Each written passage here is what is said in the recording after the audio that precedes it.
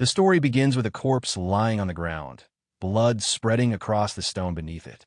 The area is silent, carrying the aftermath of violence. Soon after, a group of soldiers arrives at the scene. They move cautiously, advancing toward a temple located along a path that runs between two towering mountains. As they climb the stone steps leading upward, the destruction becomes increasingly apparent. Upon reaching the temple grounds, the devastation is undeniable.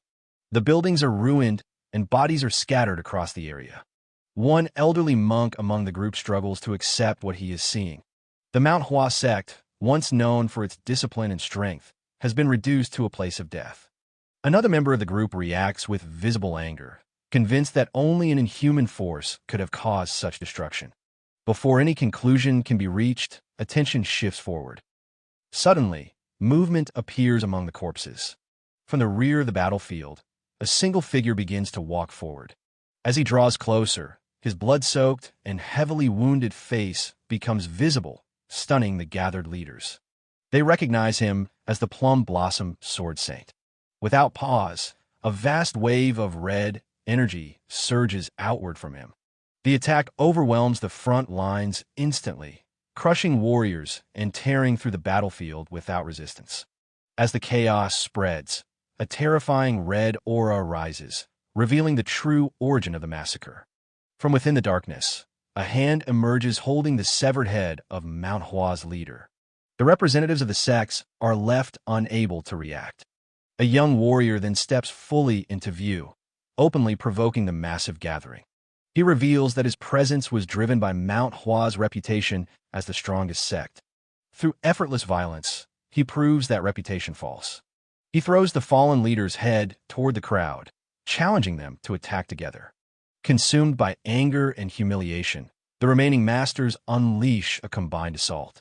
Facing them, the warrior calmly accepts the challenge, finding the confrontation finally worth his attention. As the scene transitions smoothly, the perspective shifts to the real world. Dong Bong-soo is revealed sitting in his room, playing a newly released virtual reality game. Inside the game, he controls the sword master seen earlier, fighting countless enemies simultaneously.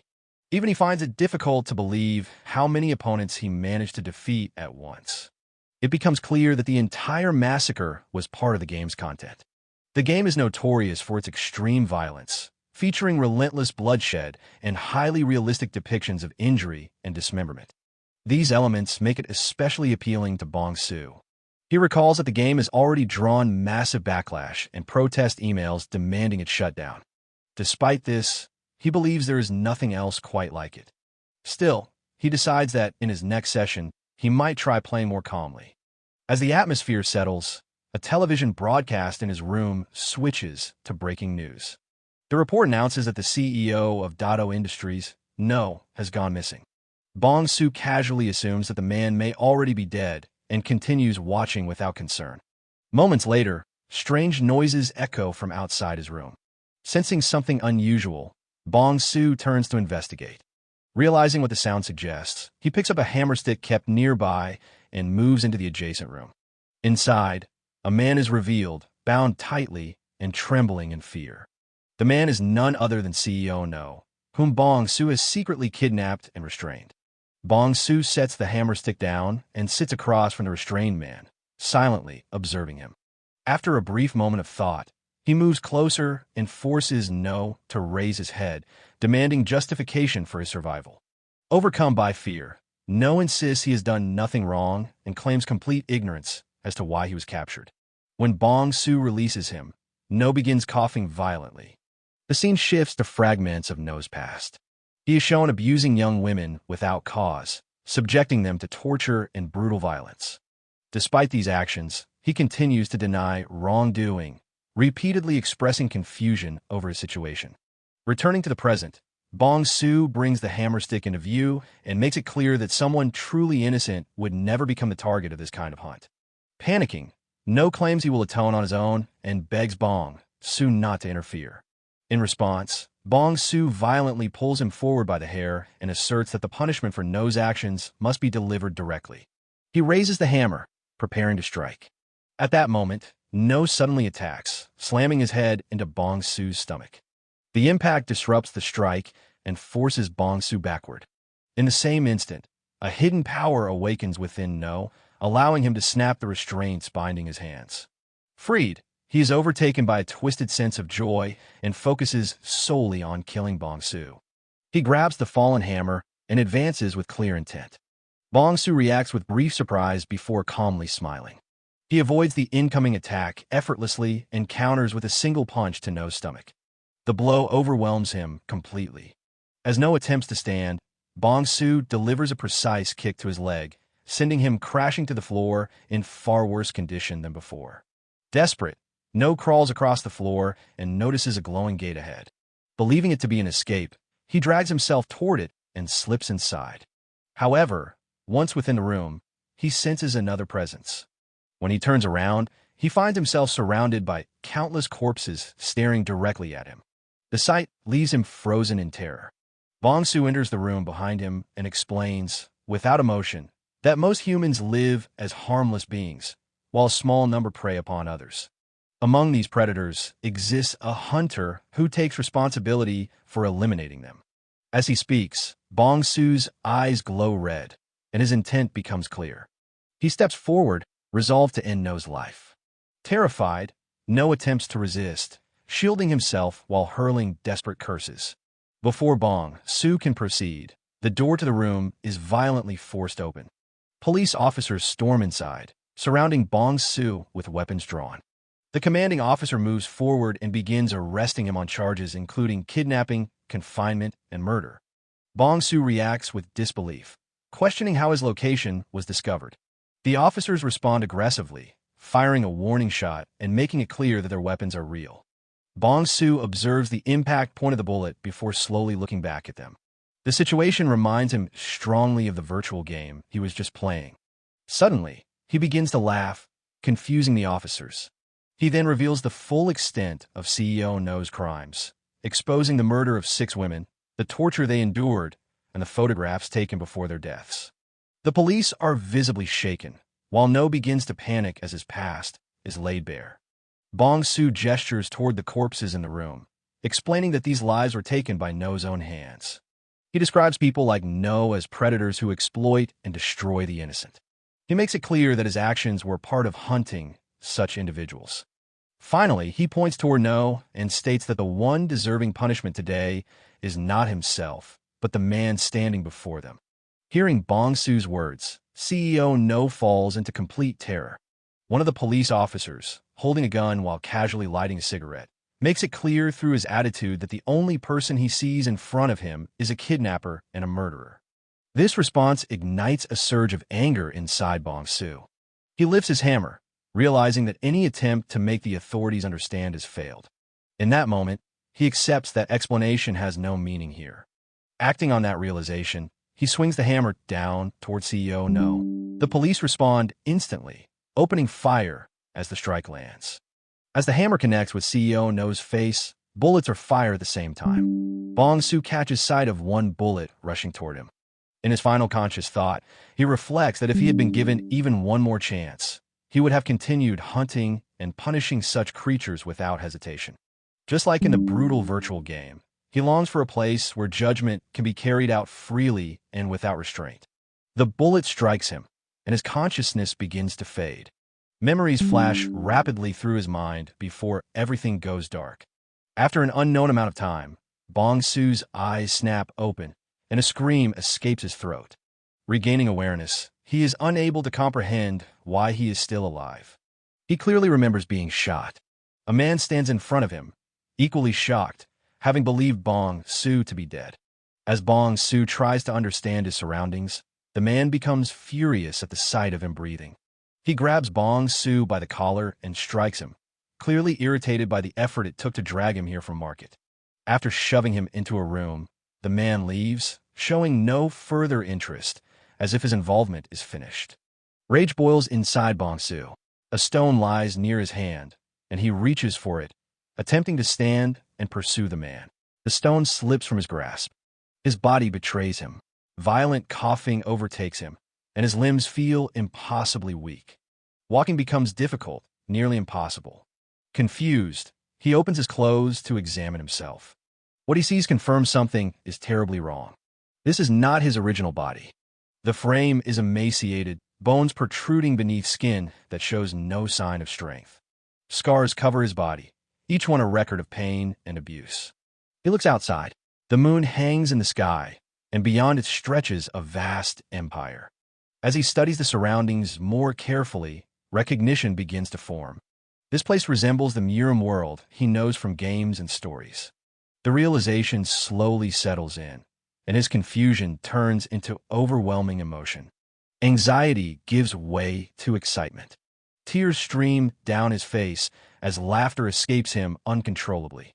His wish has been fulfilled, not through survival, but through death and rebirth. His consciousness has arrived in a world governed by strength. When his emotions finally stabilize, his expression twists into an unsettling smile. The scene shifts. Inside a stable, a boy named Sosam works mechanically, cleaning horse stalls. His hands move without thought, his body already accustomed to the filth and stench. The work is interrupted when a servant appears, visibly bothered by the smell. Without concern for the boy's condition, the servant signals that another task awaits. Sosam hesitates, knowing his current work is unfinished. The hesitation is met with violence. He is reminded of his place within the household. As an orphan surviving only on scraps from the Dan family, he has no right to question orders. Resistance is pointless. He is dragged to a blacksmith's workshop filled with rusted weapons and broken blades. An elderly blacksmith waits inside, along with a large, intimidating figure. The blacksmith surveys the workshop with fatigue.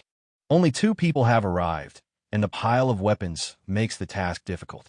Dongo dismisses the concern and treats Sam as labor, striking him hard and knocking him to the ground. Without waiting, Dongo leaves, abandoning him with the work. The blacksmith watches in silence, unable to interfere. Sam forces an oversized bundle of weapons onto his back. The sack is unstable, blades pressing through the fabric. He stumbles under the weight and collapses. The load falls beside him, leaving him motionless from exhaustion. The blacksmith approaches and notes his condition. Sam insists on continuing, but as he turns away, memories knot his own surface. Cold, loss, and prolonged suffering flood his thoughts. His strength fails again, and he collapses. Dongo returns and strikes him without hesitation. The kick sends Sam across the ground. Fragmented memories surface repeatedly, surviving a storm alone, begging at the Danri clan's gate, enduring constant abuse. His consciousness fades as the cold deepens. In the darkness, something changes. Later, Sam awakens in the stable, leaning against a wall. His body is weak, but his awareness is clear. Seeing his reflection in a water trough, recognition settles in. The name returns. Sam. The conclusion forms naturally. The original owner of the body died from the beating, and another consciousness has taken over. He stands alone in the dim stable, confirming the surroundings from memory. As the realization settles, a glowing blue interface appears before him. It matches the Murim online status window. Time passes. During the day, Mel moves through the clan grounds carrying feed, irritated by recent events. Frustration builds, and violent thoughts briefly surface before being dismissed as too risky. He heads to the stable instead. Inside, Sam sits slumped against the wall, bruised and bloodied beside a dropped food bowl. His eyes remain partially open, watching. 2 weeks have passed since awakening in this world. During that time, understanding has formed. The people speak Chinese, but this is not China. The land resembles ancient Asia, yet martial artists here move beyond normal human limits. They leap, train, and fight openly. Martial arts are real in this world. The system confirms it. The Murim online status window functions normally and is visible only to him. This is not a game. The people here are real, each with their own emotions and lives. He considers the question of what he is now. For the moment, the answer is unnecessary. Dongo appears at the doorway and approaches Sam. Sam slowly turns his head to face him. Dongo pauses, surprised by the lack of reaction. Sam calmly lifts his food bowl and drinks from it without acknowledging him. Dongo becomes irritated and attacks. Sam reacts instantly, catching the strike and crushing Dongo's fist. The change is immediate. So Sam continues the assault without hesitation. The confined room fills with violence until Dongo collapses and stops moving. So Sam stands amid the bloodstains and looks at his hands, noting the heat running through his body. The question of identity surfaces briefly and is dismissed. This world is real and follows a clear rule: survival through strength. There is no need to hide here. He sits down and turns his attention to the body. He activates the inventory. A blue space appears, different from the structured layout he remembers. It is a single open space. He reaches into it and confirms its size, then places his hand on the corpse. The body distorts and disappears, leaving only blood behind. He considers the usefulness of this ability and the possibility of further testing. The scene shifts forward. Daylight fills a large Murim-style compound. In a courtyard, two men talk, while So Sam sweeps nearby. He wears a simple mask and continues his work quietly. Their expressions show mockery as they notice him. When he pauses, one of them moves forward and strikes him. So Sam does not resist. He lowers his gaze, resumes his vacant behavior, and continues sweeping. The role remains intact. Matchel shoves Dong Bong Su forward and directs him toward the stable, then forces his head down against a post. Dong Bong Su maintains his weak act and offers no resistance. Matchel vents his frustration briefly, then leaves him to obey the order. Dong Bong Su leads the horse through the busy village streets, maintaining his frail appearance. The market is crowded, and the setting turns the task into a public display. As he walks, he notices children hiding nearby, waiting. They ambush him, throwing a stone that strikes his head. Blood runs down his temple, but he continues walking without reacting. The children laugh and follow, mocking him and throwing more stones. For a brief moment, his silhouette darkens and his presence shifts. The children freeze in fear. One of them breaks down, unsure of what he saw. The moment passes. Dong Bong Su resumes his harmless behavior, pats the horse, and walks on. The children recover and continue mocking him, though with less confidence.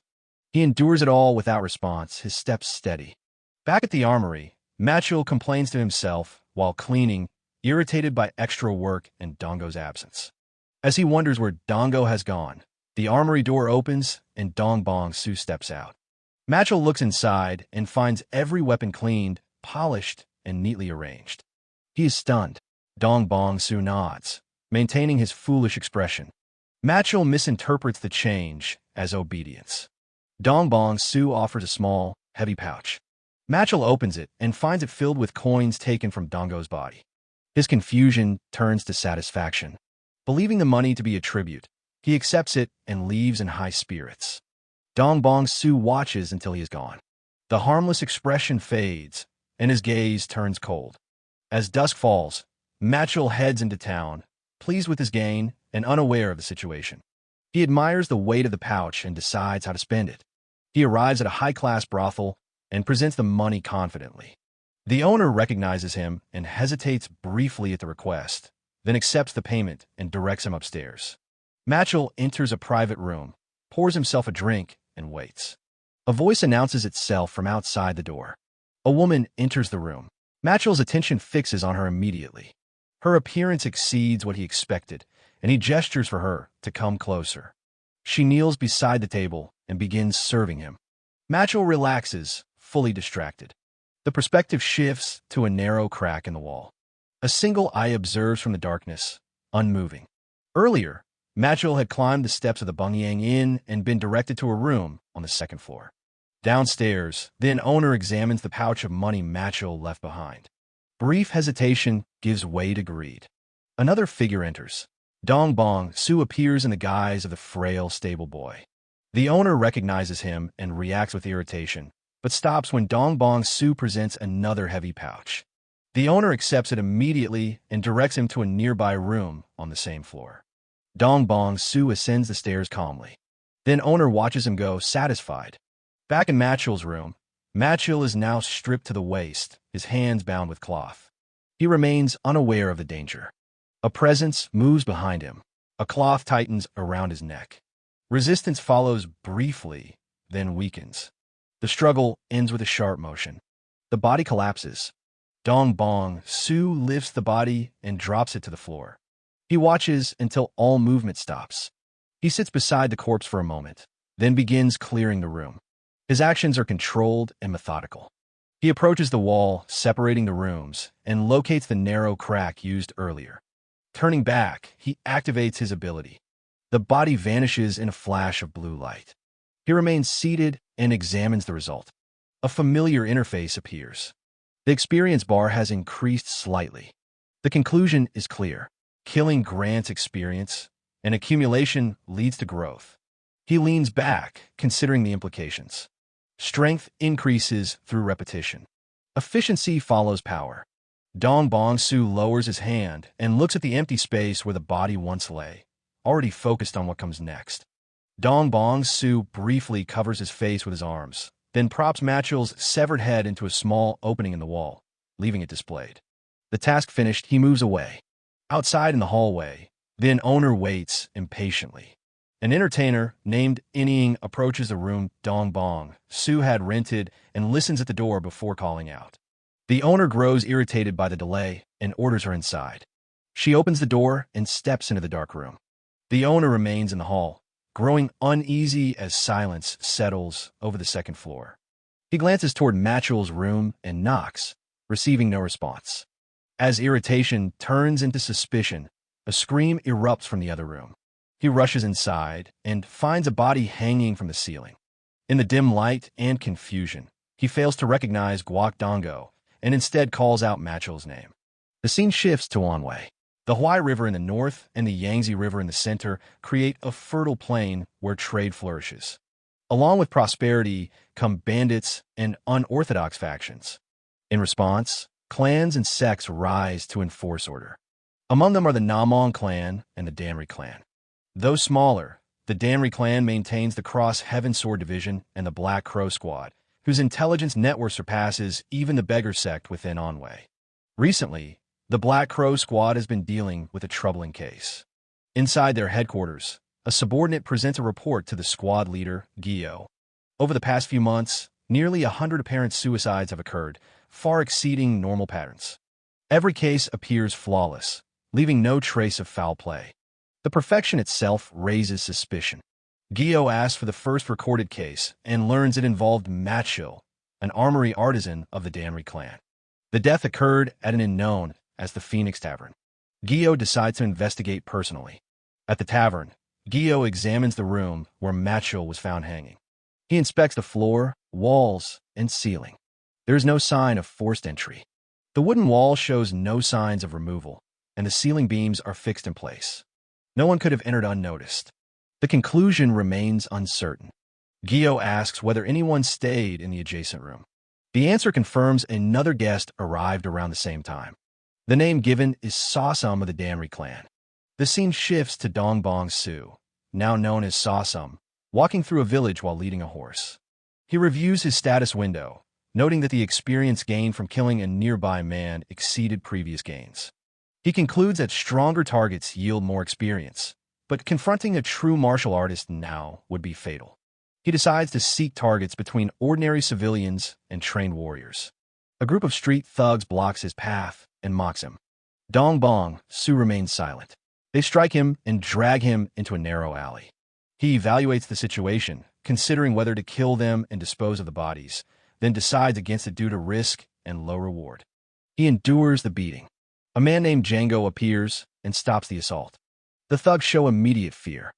Django examines the horse and reveals his intention to take it as a gift for his superior. Dong Bong Su understands that the plan was to kill him and seize the horse. Django presses him for a response. Dong Bong Su speaks clearly and challenges him directly. The thugs react in shock at hearing him speak. Dong Bong Su activates his inventory. Blue light erupts in the alley, forming a vortex. One thug is caught in the surge as Dong Bong Su draws a sword from the light.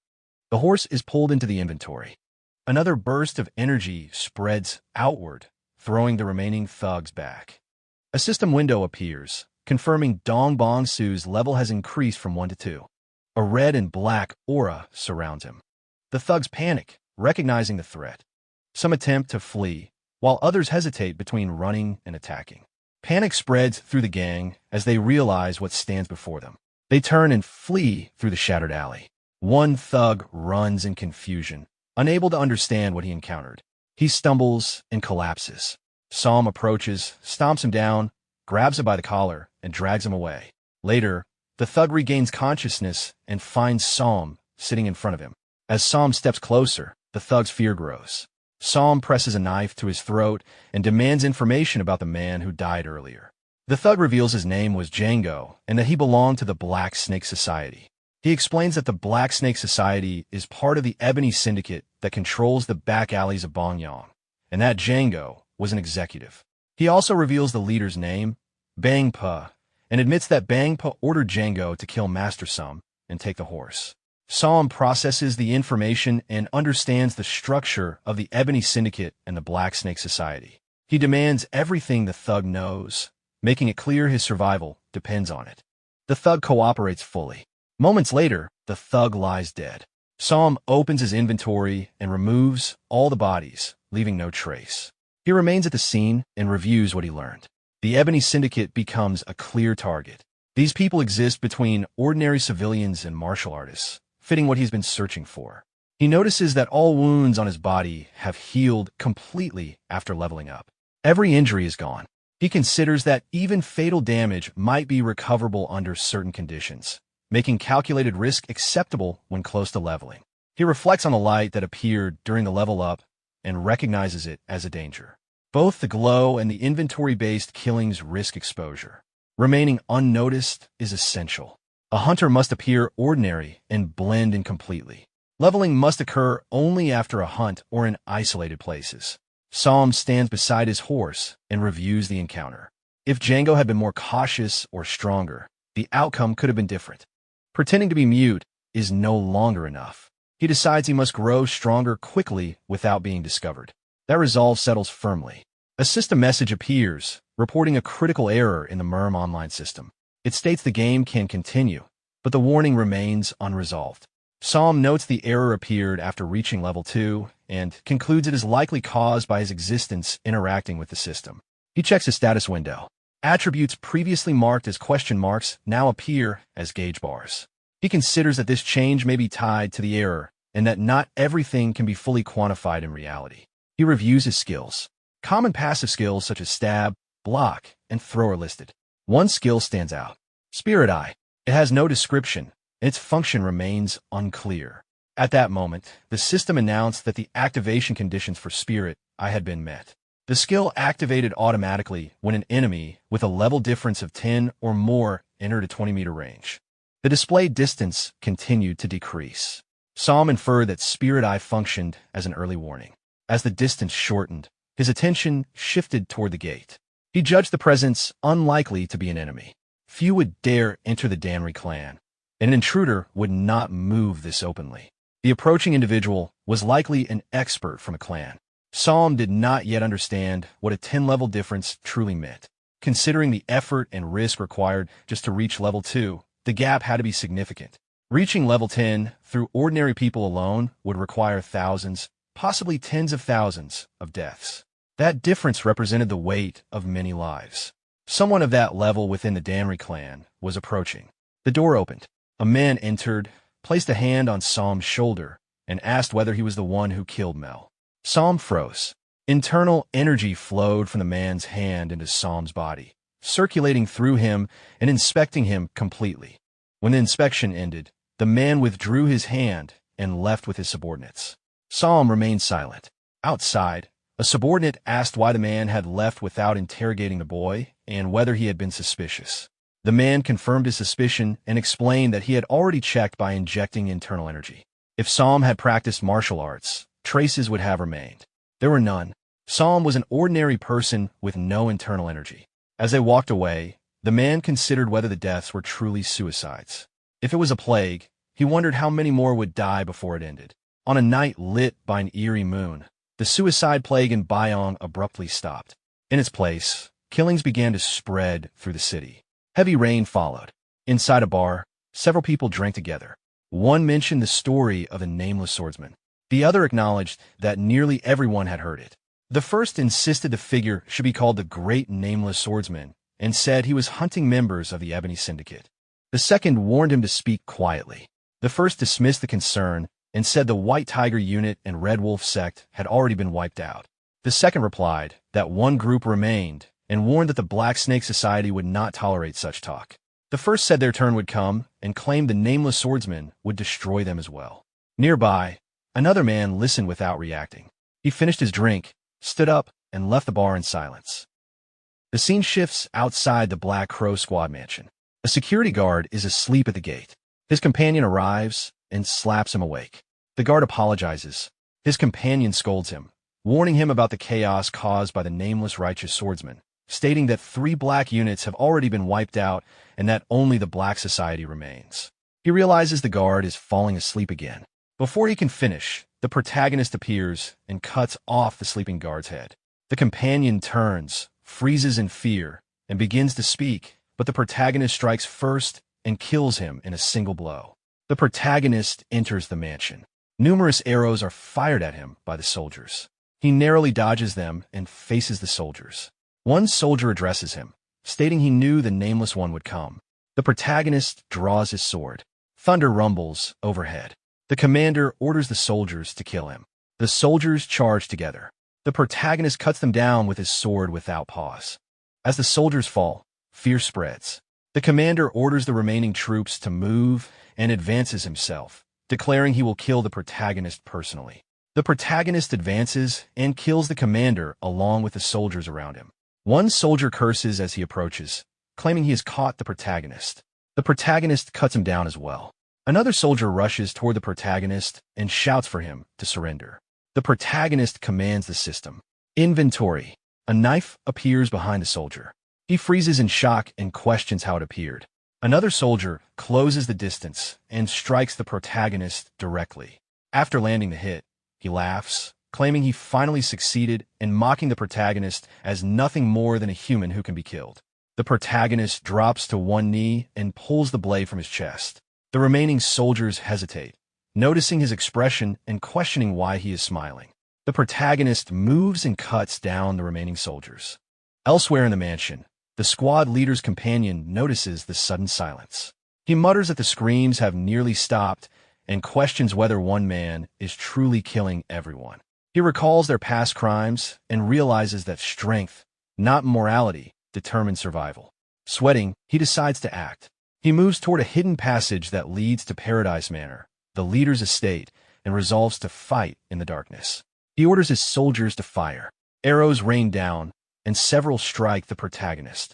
The companion hesitates, questioning whether the protagonist is dead. Before he can finish, the protagonist appears and kills one soldier instantly. The remaining soldiers are cut down just as quickly. Terrified, the companion calls out, asking if anyone is still alive. He draws his sword and confronts the protagonist, asking if he is the Nameless Righteous Swordsman and demanding to know what they did to deserve this.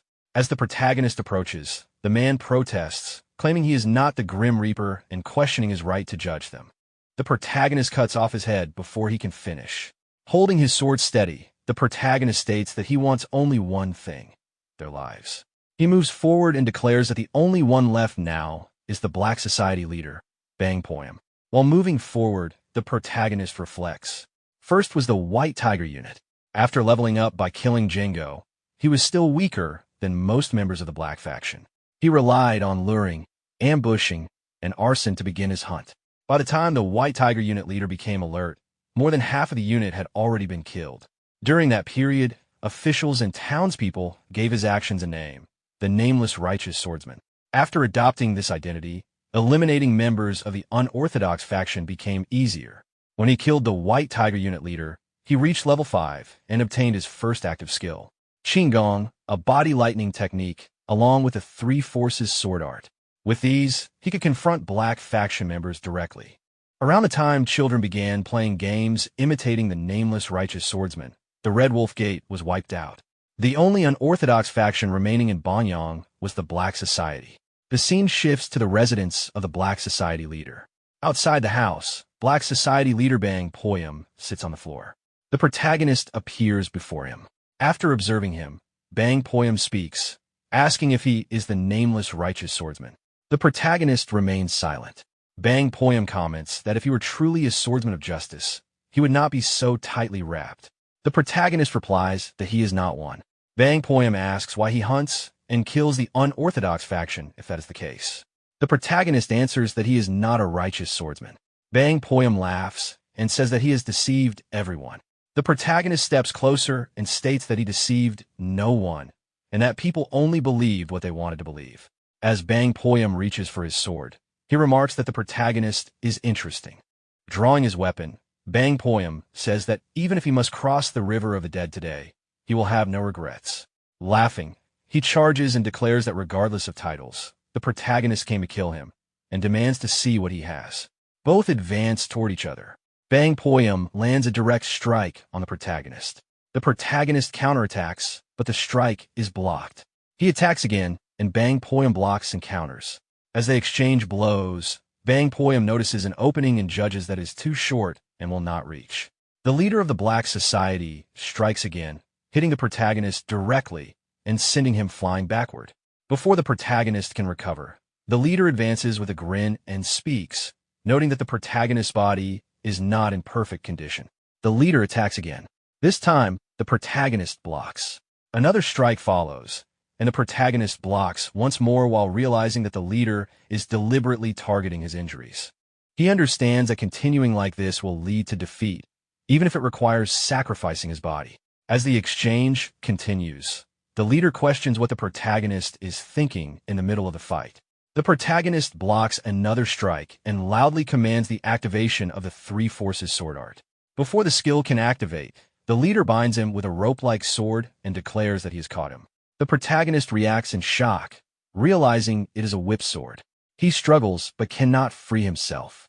Observing him, the leader remarks that the technique was effective and notes that this is his first encounter with a whip. Before the leader can act further, the protagonist breaks free, reversing the momentum and sending the leader flying backward. The protagonist stands calmly and watches from a distance. Before he can recover fully, a large glowing snake-shaped construct appears in front of him. The protagonist reacts to its sudden manifestation. The leader rises and comments that the protagonist willingly used his own body as bait, stating that such behavior is not the way of a martial artist. As he advances, he calls it the way of an assassin or a hunter. Revealing his snake-like form, the leader explains that in a life-or-death duel, the one who hides more gains the advantage. He tears apart his clothing and declares that he had more hidden while the protagonist had less, calling a fatal flaw. The protagonist stands firmly, sword in hand.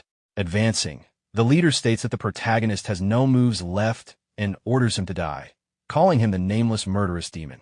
As he speaks, the glowing snake-shaped structure advances toward the protagonist with its jaws wide open. As the snake-like structure advances, the protagonist remains still for a moment. He then swings his blade powerfully, creating an air vortex that fills the area with dust and debris. As the dust spreads, Bang Poyam states that blocking his vision is useless. When the dust begins to settle, Bang Poyam spots a figure and immediately strikes with his snake whip, cutting it in two. As the dust clears, he realizes the body belongs to a Black Society member. It was a decoy. He looks upward and sees the protagonist above him. Midair, the protagonist activates the Three Forces sword art, second form, and descends with force. He lands a direct strike. Bang Poyam blocks with his hand, stopping the blade before it reaches his heart. The sword embeds into his palm, and he cries out in pain. The protagonist realizes Bang Poyam blocked the strike in an instant to protect a vital point. Bang Poyam, angered, declares the fight is not over and redirects the whip sword toward the protagonist. The protagonist attempts to withdraw his blade to counter, but Bang Poyam grips it tightly and refuses to release it. Before the whip sword lands, the protagonist opens his inventory. Numerous corpses fall out and act as a barrier. The whip slices through the bodies, cutting them apart as they fall. Wounded and exhausted, Bang Poyam notes that corpses appeared from nowhere to block his attack, indicating the protagonist still has hidden methods. Unable to locate him, Bang Poyam grows frustrated and swings his whip sword wildly, accusing him of using corpses in battle. An arrow suddenly flies toward him. He blocks it with his whip sword. Immediately after, another arrow pierces through Bang Poyam's head. As he is struck, he questions the situation and realizes he may have become the prey. At that moment, Bang Poyam notices another figure approaching. He becomes alert and calls out. He swings his whip sword and cuts the figure instantly. After the strike, he realizes the body belongs to one of his own men. The protagonist appears behind him and thrusts his sword through Bang Poyam's body. He drives the blade in fully and then pulls it out. Bang Poyam looks at his wound and speaks, acknowledging that every black society member in Banyang has been killed and questioning the reason. The protagonist replies that no reason is necessary. Humans have always killed other humans, from primitive times to civilization. The strong trample and take from the weak. He steps closer, places his sword at Bang Poyam's neck, and states that this time he was the strong one. With a swift motion, he kills him. The area falls silent. Lightning rumbles as the protagonist exits. He walks forward, wiping blood from his sword. He pauses and reflects that with the death of every black society member in Banyang, his preparations are complete. It is time to move to the next stage, where the strong are stronger and the prey is harder to hunt. He decides to go to Murim's Jianghu. The scene shifts to another region. Inside a grand mansion, an assembly of leaders is in progress. The leader asks how long remains until the Orthodox demonic war. An assembly member answers that 2 years remain. The leader repeats the timeline and states it is time to begin the grand plan. He calls for Gwangwon. Gwangwon steps forward, bows in response. The leader orders him to execute the first stratagem. Gwangwon accepts the command. The scene shifts to morning. The protagonist walks through the village market with his horse. At an outdoor restaurant, a man says to his companion that the nameless swordsman has wiped out the black society. His companion replies that merchants and courtesans are in uproar and that he never expected the black faction in Banyang to be completely cleared out. The first man suggests that he should now be called the Nameless Righteous Swordsman. A man in green clothing joins them and says he is not so sure about that. When asked why, he questions whether it is acceptable to kill people that way, even if he is a hero. The first man tells him to watch his mouth and reminds him of what the black society had done, saying they deserve to die. The man in green hesitates, but the companion adds that neither officials nor the Orthodox faction ever cared about commoners, and that only the nameless swordsman stepped up for them. The man in green agrees that without him, no one would have stood up for people like them. The first man stands and begins shouting praise for the nameless swordsman who drove the black faction out of Banyang. The others join in. Nearby people begin cheering as well.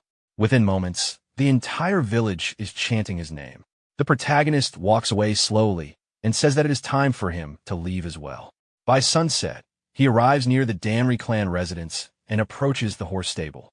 A notification appears. An enemy with a level difference of 10 or more has approached within 20 meters. He realizes his spirit eye is pointing toward the stable. He opens the gate and enters. 2 figures are standing inside. As he approaches, he recognizes Black Crow unit leader Gi Daehyo, and beside him, the head of the Danri clan, the flying heavenly demon sword, Danri Chanwo. The protagonist kneels and wonders why they are there. Danri Chanwo pats the horse's head and says it is time to say goodbye to it as well. Looking at his feet, the protagonist notices that Danri Chanwo is hovering slightly above the ground. Danri Chanwo states that on the coming full moon, the second daughter of the Namgung clan head is getting married. Gi Daehyo asks whether he is certain about sending his cherished horse as a congratulatory gift. Danri Chanwo says that if he could send one of his children to the Namgung clan, he would do even more than sending the horse. He mentions marriage ties and the 9 bows ceremony, repeating that sending one of his children would be better. It is easier to cross a stream with 2 logs rather than 1. Gi Daehyo replies that the Namgung clan might not want either of them. Danri Chanwo laughs and says that is why he called him. He does not care what methods are used. He places a hand on Gi Daehyo's shoulder and tells him to make it happen no matter what. Gi Daehyo becomes tense. Danri Chanwo removes his hand and orders him to depart immediately, saying he will have much to do tomorrow. Gi Daehyo bows and accepts. Danri Chanwo then points at the protagonist and instructs Gi Daehyo to take him along to the Namgung family, as he is needed to handle the horse. Gi Daehyo agrees and looks at the protagonist with confusion. The scene shifts to the next morning in front of the Danri clan residence. The protagonist waits near a shed with the horse. He reflects on how to learn proper martial arts instead of relying only on skills. He tried imitating the movements of family warriors and black unit leaders, but it was only imitation. Learning from a secret manual would be the worst option, and learning directly from a master the best. However, becoming someone's disciple at 18 is difficult. Despite that, he feels the situation has worked out well. While waiting near the soldiers, he considers the Namgung clan. As one of the 5 great clans with power in Anhui, there should be opportunities there, along with stronger prey. Gi Daehyo appears and observes the assembled unit. He confirms the Black Crow unit has finished assembling and asks who has not arrived. A soldier replies that everyone is present except the young master and young lady. Gi Daehyo grits his teeth. He remarks that Danri Ganghai is likely at a tavern in Bongyang, and Danri Hui dislikes traveling with subordinates and will follow later. He orders the unit to move out.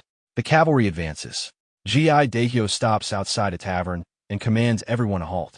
A loud voice can be heard from inside. Gi Daehyo shows irritation and thinks about Danri Ganghai, the eldest son of Danri Chanwo. Though a martial arts prodigy with talent sufficient to enter the Namgung clan as an outer disciple, his character is problematic. He is frivolous and fond of alcohol and women, and rumors follow him. As Gi Daehyo approaches the tavern, the noise grows louder. He comments that Danri Ganghai is beating someone again. Suddenly, a man is thrown out through a wall and crashes into another wall. Gi Daehyo recognizes him and calls out to young Master Danri. A notification appears. An enemy with a level difference of 10 or more has approached within 20 meters. Ganghai lies on the ground and shouts at someone, threatening him. Another man advances toward him. Gi Daehyo stares at that man in shock. The protagonist recognizes him as a master of overwhelming skill. An old man appears, releasing intense green energy as he advances toward Ganghai. Gi Daehyo steps forward and tells him a halt. The old man turns and asks who he is. He strikes again, releasing a shockwave. Gi Daehyo identifies himself as the head of the Danri clan's Black Crow unit and states that the person being tormented is the young master of the Danri clan. He warns the old man to remove his foot or he will not stand idle. The soldiers draw their weapons. The protagonist observes that even the Black Crow unit leader does not recognize this man. Someone unknown to Gi Daehyo, who knows Anhui Murim thoroughly, must be an outside master of immeasurable strength. With the forces present, defeating him would be impossible. The old man looks at Gi Daehyo and the soldiers and thinks that they will not die, as a lion does not use full force to kill a bug. He responds casually, asking what the Danri clan is and whether it is something to eat. Gi Daehyo becomes angry and says he dares to insult the Danri clan. The old man replies that he truly does not know whether the Danri clan is something to eat or something to step on.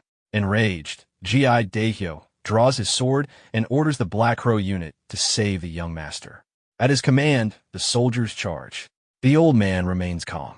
He raises his hand, forms a hand sign, condenses energy onto his finger, and releases a single strike. The attack hits the advancing unit. In an instant, the entire force is thrown into the air and crashes to the ground. The attack also strikes Gi Daehyo. As he falls, he realizes what it is, the soul-chasing flying butterfly. Half conscious on the ground, he begins to speak in disbelief. The old man approaches and remarks that for a country laborer, his eyes are not completely useless. He identifies himself as the soul-chasing poison hand, Tang Wu. The protagonist recognizes the name. Among the 20 strongest in Murim, the 2 gods, 3 monsters, 5 pinnacles, and 10 greats, Tang Wu stands as one of the 10 greats and the supreme master of the Sichuan Tang clan. Those who offend him cannot escape his poison even in death. If Danri Ganghai has offended someone of Tang Wu's stature, the consequences for the Danri clan could be severe. A girl in green approaches Tang Wu and calls him Grandpa. He responds. She suggests they leave, saying these are merely ignorant country people. Tang Wu's expression softens. He agrees and says this should be enough for the young master to understand how vast the world is. He slaps Ganghai once more, then tells Gi Daehyo that a descendant of the Orthodox faction causing trouble from mourning is disgraceful. Though he would normally take harsher action, he refrains. He instructs that when the young master wakes, he should be warned that continuing to harass women will shorten his lifespan. Gi Daehyo, still unable to move, thanks him for his mercy. Tang Wu withdraws the poisonous darts from his soldiers. The darts gather into his hand and vanish. He begins to call to his granddaughter to leave, but suddenly senses something unusual. His attention shifts to the fallen soldiers. He notices the protagonist among them and walks toward him, telling Hua to stay where she is. The protagonist wonders why Tang Wu is approaching him. Tang Wu stands before him silently and stares. Hua asks what is happening. Tang Wu replies that it is nothing special. He simply has something to ask the child. The protagonist is confused. Tang Wu asks his name. The protagonist remains silent. Tang Wu raises his voice and repeats the question. The protagonist remains silent. Tang Wu grows irritated and calls him a brat. Ji Daehyo steps in respectfully and explains that the boy is a horse handler and cannot speak. Tang Wu looks at the protagonist closely and asks if he is mute. He studies him carefully. The protagonist realizes Tang Wu is evaluating him, as if examining something valuable. If a master like Tang Wu sees worth in him, this is an opportunity to shed the identity of Sosum, the horse handler. Tang Wu suddenly grabs the protagonist's hand and examines the flow of energy in his body. He then begins laughing. He turns to Ji Daehyo and asks if they are heading to the Namgung clan. Ji Daehyo confirms it is for a marriage alliance. Tang Wu asks what the child does. Ji Daehyo explains that he manages the Fergana horse they are presenting as a gift. Tang Wu smiles and asks if he can take the child. Ji Daehyo is alarmed and says no, as no one else can control the horse. Tang Wu considers briefly and proposes that they transport the horse to the Namgung clan first. After arrival, he will take the child. He adds that he will speak to Namgung personally and, if necessary, write a letter to the Danri clan head along with payment. Ji Daehyo hesitates, then says they intended to present the boy along with the horse anyway, and agrees. Tang Wu laughs loudly and expresses satisfaction. He tells him to hurry and follow. Ji Daehyo shows visible irritation.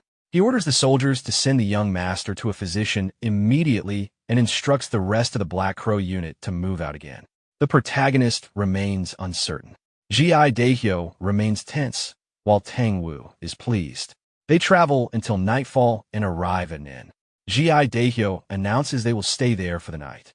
The soldiers enter and begin their meal. Inside the stable, the protagonist sits on the ground and focuses inward.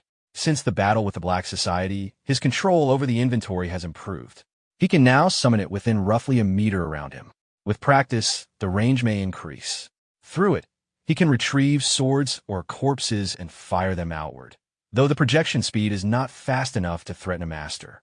He picks up a handful of sand and releases it, then opens the inventory. The sand disappears inside. He retrieves it again into his hand. He has become skilled at this. There's another method. Anything that enters his body can be transferred into the inventory. He places sand into his mouth and confirms it can be stored. He regards it as a divine art. He hears footsteps approaching the stable. Hua enters, questioning why her grandfather wants someone like him brought at this hour. She tells him to follow. They walk toward a room. Soldiers watch them pass. At the door, Hua announces their arrival and enters. Tang Wu sits on a wooden block inside. He tells them to sit cross-legged on the platform. Hua sits. The protagonist also sits. Tang Wu tells the protagonist to strip everything. He removes his clothes and sits again. Tang Wu observes his physique and says it is not bad. He brings out a box and calls it the Dragon Phoenix Golden Needles. Hua reacts, asking what he intends to do. Tang Wu sets the box down and explains the saying about oranges from Huainan becoming trifoliate oranges in Huaibei. If Huainan is the Danri clan and Huaibei is the Tang clan, then if the orange is Sosum, the trifoliate orange will be something else. He places his hand on the box and tells the protagonist he intends to perform a great ritual.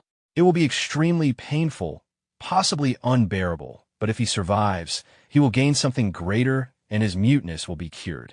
Tang Wu opens the box. Light fills the room. He asks whether he will do it. The protagonist remains silent. Hua steps forward and objects, saying such a serious matter should not be decided without the elder's consent. She explains something to Tang Wu. He listens and laughs. After hearing her, he acknowledges her point. Tang Wu takes out a golden needle and asks the protagonist whether he is ready to receive the surname of the Tang clan. Tang Wu reflects inwardly. In Murim, many terms exist for those born with exceptional aptitude for martial arts, heavenly meridian body, while turning sacred emperor aspect, 9th grade sacred bone, heavenly martial heart meridian, cosmic sacred bone. These are rare talents said to appear once in decades, centuries, or even millennia. Those born with them leave marks on Murim's history. Yet the greatest aptitude of all is something he has found unexpectedly. Whether a talent appears once in 10, 100, or 1,000 years does not matter. This boy possesses a body never seen since Murim's beginning, a body with no meridians. At first glance, it seemed ordinary, simply untrained. But his body lacks the acupoints and pathways every human should have. Nothing exists as if he is not human. However, having no path means any path created becomes the path. If raised properly, he may be able to restore the 10,000 flower rain, a technique that has survived only in form for centuries. If that happens, the powers of Murim will bow before the Tang family. Holding the needle, Tang Wu thinks that the future of the Tang family lies in his hands. He points the needle at the protagonist and asks again whether he intends to accept the Tang surname. The protagonist nods. Tang Wu says that he has not yet fully become a member of the Tang family. He must go to the Tang clan and prove himself before the elders and the family head. He may die in the process. He asks if he will still proceed. The protagonist nods again. Tang Wu activates his power and moves closer, declaring that he will now perform the Great Reformation ritual. He instructs what to stand guard. While steps outside, multiple needles appear in the air under Tang Wu's control. With a gesture, he directs them toward the protagonist's body. Holding the golden needle, he announces that he will begin. He drives the needle into the top of the protagonist's head. The tip begins to glow green. Seated on the wooden block, the protagonist observes Tang Wu and Hua. They assume he cannot understand because they're using sound transmission, but he reads their lips. A skill he once used for hunting now serves him here. He considers the phrase body of no meridians. The status window and system visible only to him likely resulted in a body that is neither fully human nor character. Tang Wu cannot know this and has formed his own conclusion. In that case, he only needs to play along. After careful work, Tang Wu places needles across the protagonist's entire body. Standing back, Tang Wu examines him. The temporarily created acupoints show no blockage in qi and blood flow. His qi flows several times faster than that of an ordinary martial artist. However, caution is necessary. Tang Wu opens a box containing insects and selects a millipede-like creature with a needle. To prevent others from taking what he considers precious, he inserts the goo into the protagonist's ear as a precaution. He then methodically removes all the needles. By evening, the ritual is complete. Tang Wu tells him that from now on, he is no longer the Danri family's horse handler, but a member of the Tang clan, the greatest family in Sichuan. After a moment of thought, Tang Wu names him Tang Sam. The protagonist rises and responds with a smile, while waits outside in tension. The protagonist exits the room wearing new clothes and steps away from the others. Using his ability, he removes the millipede from his body. It appears in his hand. He crushes it immediately. He acknowledges that Sosum of the Danri family is gone. He is now Tang Sam of the Sichuan Tang family. Facing the sun with his arms open, he accepts this as his new beginning. The scene shifts to a grand mansion standing on a hill under the bright moonlight. Inside the mansion, sounds come from one of the rooms. A white-haired man and a woman are lying on a bed. They were enjoying their moment. After finishing their moment, the woman rests on the bed and slowly opens her eyes. She suddenly notices someone descending from above with a sword and reacts in shock. At the same moment, the white-haired man quickly jumps away from the bed and lands on the ground. The masked assassin lands and immediately kills the woman with his sword. The white-haired man stands up and looks at his clothes, noticing that blood has stained his expensive silk robe.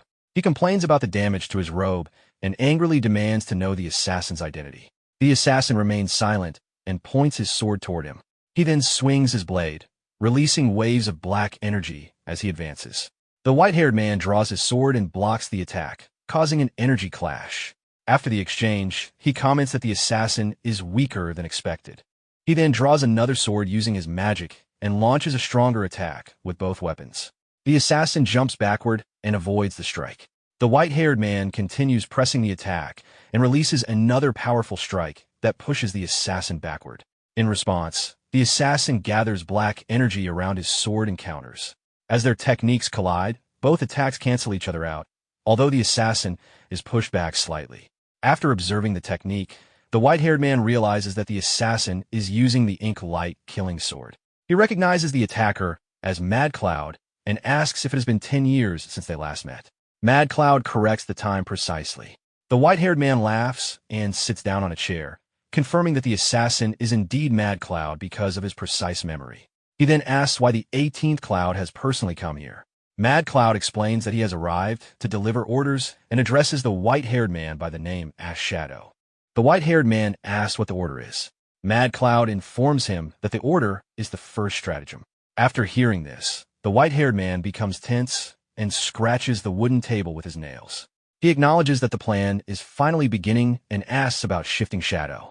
Mad Cloud explains that Shifting Shadow is currently connected to the Namgung clan and that the 15th of this month will be Shifting Shadow's wedding day. The white-haired man reacts with confusion upon hearing about the wedding and realizes that Shifting Shadow is involved in it. He then asks about the scope of the operation. While continuing to scratch the table with his nails, he states that everyone is to be eliminated except Shifting Shadow and Namgung High. He also mentions that the soul-chasing Poison Hand will soon arrive in Anhui and that their current forces in the region will not be sufficient. Mad Cloud responds that 5 shadows will be sent. The white-haired man accepts this and concludes that it should be enough. Mad Cloud states that he has delivered the orders and prepares to leave. Before he disappears, the white-haired man asks what Shifting Shadow's real name is. Mad Cloud ignores the question and vanishes using his technique. The white-haired man reacts with irritation and complains about Mad Cloud's personality. He mutters that he feels jealous, thinking about how shadows were expected to live alone. Yet one of them has even obtained the first beauty of Anhui as a bride while he remains in the same gloomy place. He leaves the room and flicks his finger. A servant immediately appears in response to the signal. He orders the servant to clean the room, remove the body on the bed, and kill all the guards who are on duty that day. The servant bows and acknowledges the order, addressing him as branch leader. The white-haired man then walks to the balcony and looks down at the city below. The mansion is revealed to be the Anhui branch of the heavenly demon divine cult. The white-haired man himself is identified as the branch leader known as the naked silver demon, Yahello. Standing on the balcony and looking toward the city, he reflects that the operation is finally beginning. Meanwhile, the protagonist, Tang Wu, and the soldiers continue traveling toward their destination. Tang Wu signals for the group to stop and notes that they have arrived sooner than expected. The protagonist looks toward the city ahead and recognizes it as Anhui, the place ruled by the Namgung clan. The scene shifts to the city. The sky is filled with fire lanterns, and the streets are lively with celebration. People cheer while performers entertain the crowds. The entire city is decorated, including a large mansion where the event is being held, and people throughout the streets are enjoying the festivities. At the entrance gate of the mansion, several poor people bow before a soldier and beg for a small portion of rice to share. The soldier becomes irritated and angrily tells them that they have no idea where they are and orders them to leave. One of the poor men asks if they could at least receive leftovers. The soldier responds by kicking the man hard, knocking him into the others. One of the poor men calls out to his fallen companion. At that moment, a voice from inside the mansion asks about the commotion. The gate opens, and a long brown-haired man steps out. The soldier quickly bows and explains that a group of beggars had gathered at the entrance. The brown-haired man looks at the soldier silently. From a distance, 2 people observe the scene. One of them identifies the man as Du Hyo-ok, the central figure of the banquet, while the other comments on his tall and handsome appearance. Du Hyo-ok approaches the man who was kicked and checks if he is all right. He offers his hand and helps the man stand. He then instructs the soldier to share food with the poor people, explaining that there should still be leftovers before the wedding begins. The soldier respectfully agrees. Du Hyo-ok then returns inside the mansion. The 2 observers continue discussing him. One remarks that he truly lives up to the reputation of a rising star, possessing both good character and strong martial ability, which explains why the Namgung clan's daughter chose him. The other adds that Du Hyo-ok once traveled to Jianghu alone and eventually defeated the Yin-Yang twin demons, 2 figures who had rampaged across the Jianghu for decades. They note that a wandering young warrior defeating those 2 demons and later becoming the Namgung clan's son-in-law is remarkable. As they continue talking, one of them begins mentioning rumors related to the martial arts of the Thunderblade Emperor, who was considered the greatest under heaven 300 years ago. At that moment, Tang Wu bumps into one of them. The man begins to protest, but is interrupted when Tang Wu responds sharply. The man immediately recognizes him as the soul-chasing Poison Hand, Tang Wu, and becomes frightened. Tang Wu grabs the man by the head and slams him to the ground. He then walks away, telling him to move aside and calling them useless. Tang Wu and the others continue toward the mansion. Inside the mansion, Du Hyo-ok is welcoming an elderly guest when he notices movement near the gate. As Tang Wu arrives at the entrance, he loudly demands silence. The surrounding people gather around him while he states that if anyone has something to say, they should speak directly rather than whispering behind his back. Du Hyo-ok steps outside and asks Tang Wu to calm down. He bows respectfully and introduces himself as Du Hyo-ok. Tang Wu acknowledges that he is the young man who caused him to come all this way. He remarks that meeting him earlier would have been preferable and states that seeing him now is disappointing. Du Hyo-ok reacts with confusion and asks Tang Wu what he means. Tang Wu ignores the question and, while walking inside the mansion, asks if Bayok is present. Du Hyo-ok explains that the clan head is waiting inside and hurriedly offers to guide Tang Wu to the king's hall, running after him. The protagonist watches Du Hyo-ok with confusion. As he focuses on him, the system informs him that an enemy with a level difference greater than 10 has entered within 20 meters. After receiving the notice, the protagonist observes Du Hyo-ok carefully.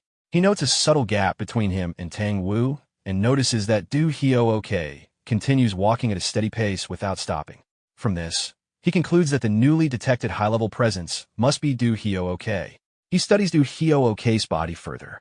Normally, every human has some left-right asymmetry in features such as the face, limb length, or shoulder height. However, Du Hyo-ok appears completely balanced, almost perfectly symmetrical. The protagonist interprets this as someone of the same species as himself, a predator hiding beneath a human appearance. The scene shifts to the area outside the Namgung clan's King's Hall. Du Hyo-ok leads them toward a large building with several swords embedded along the top.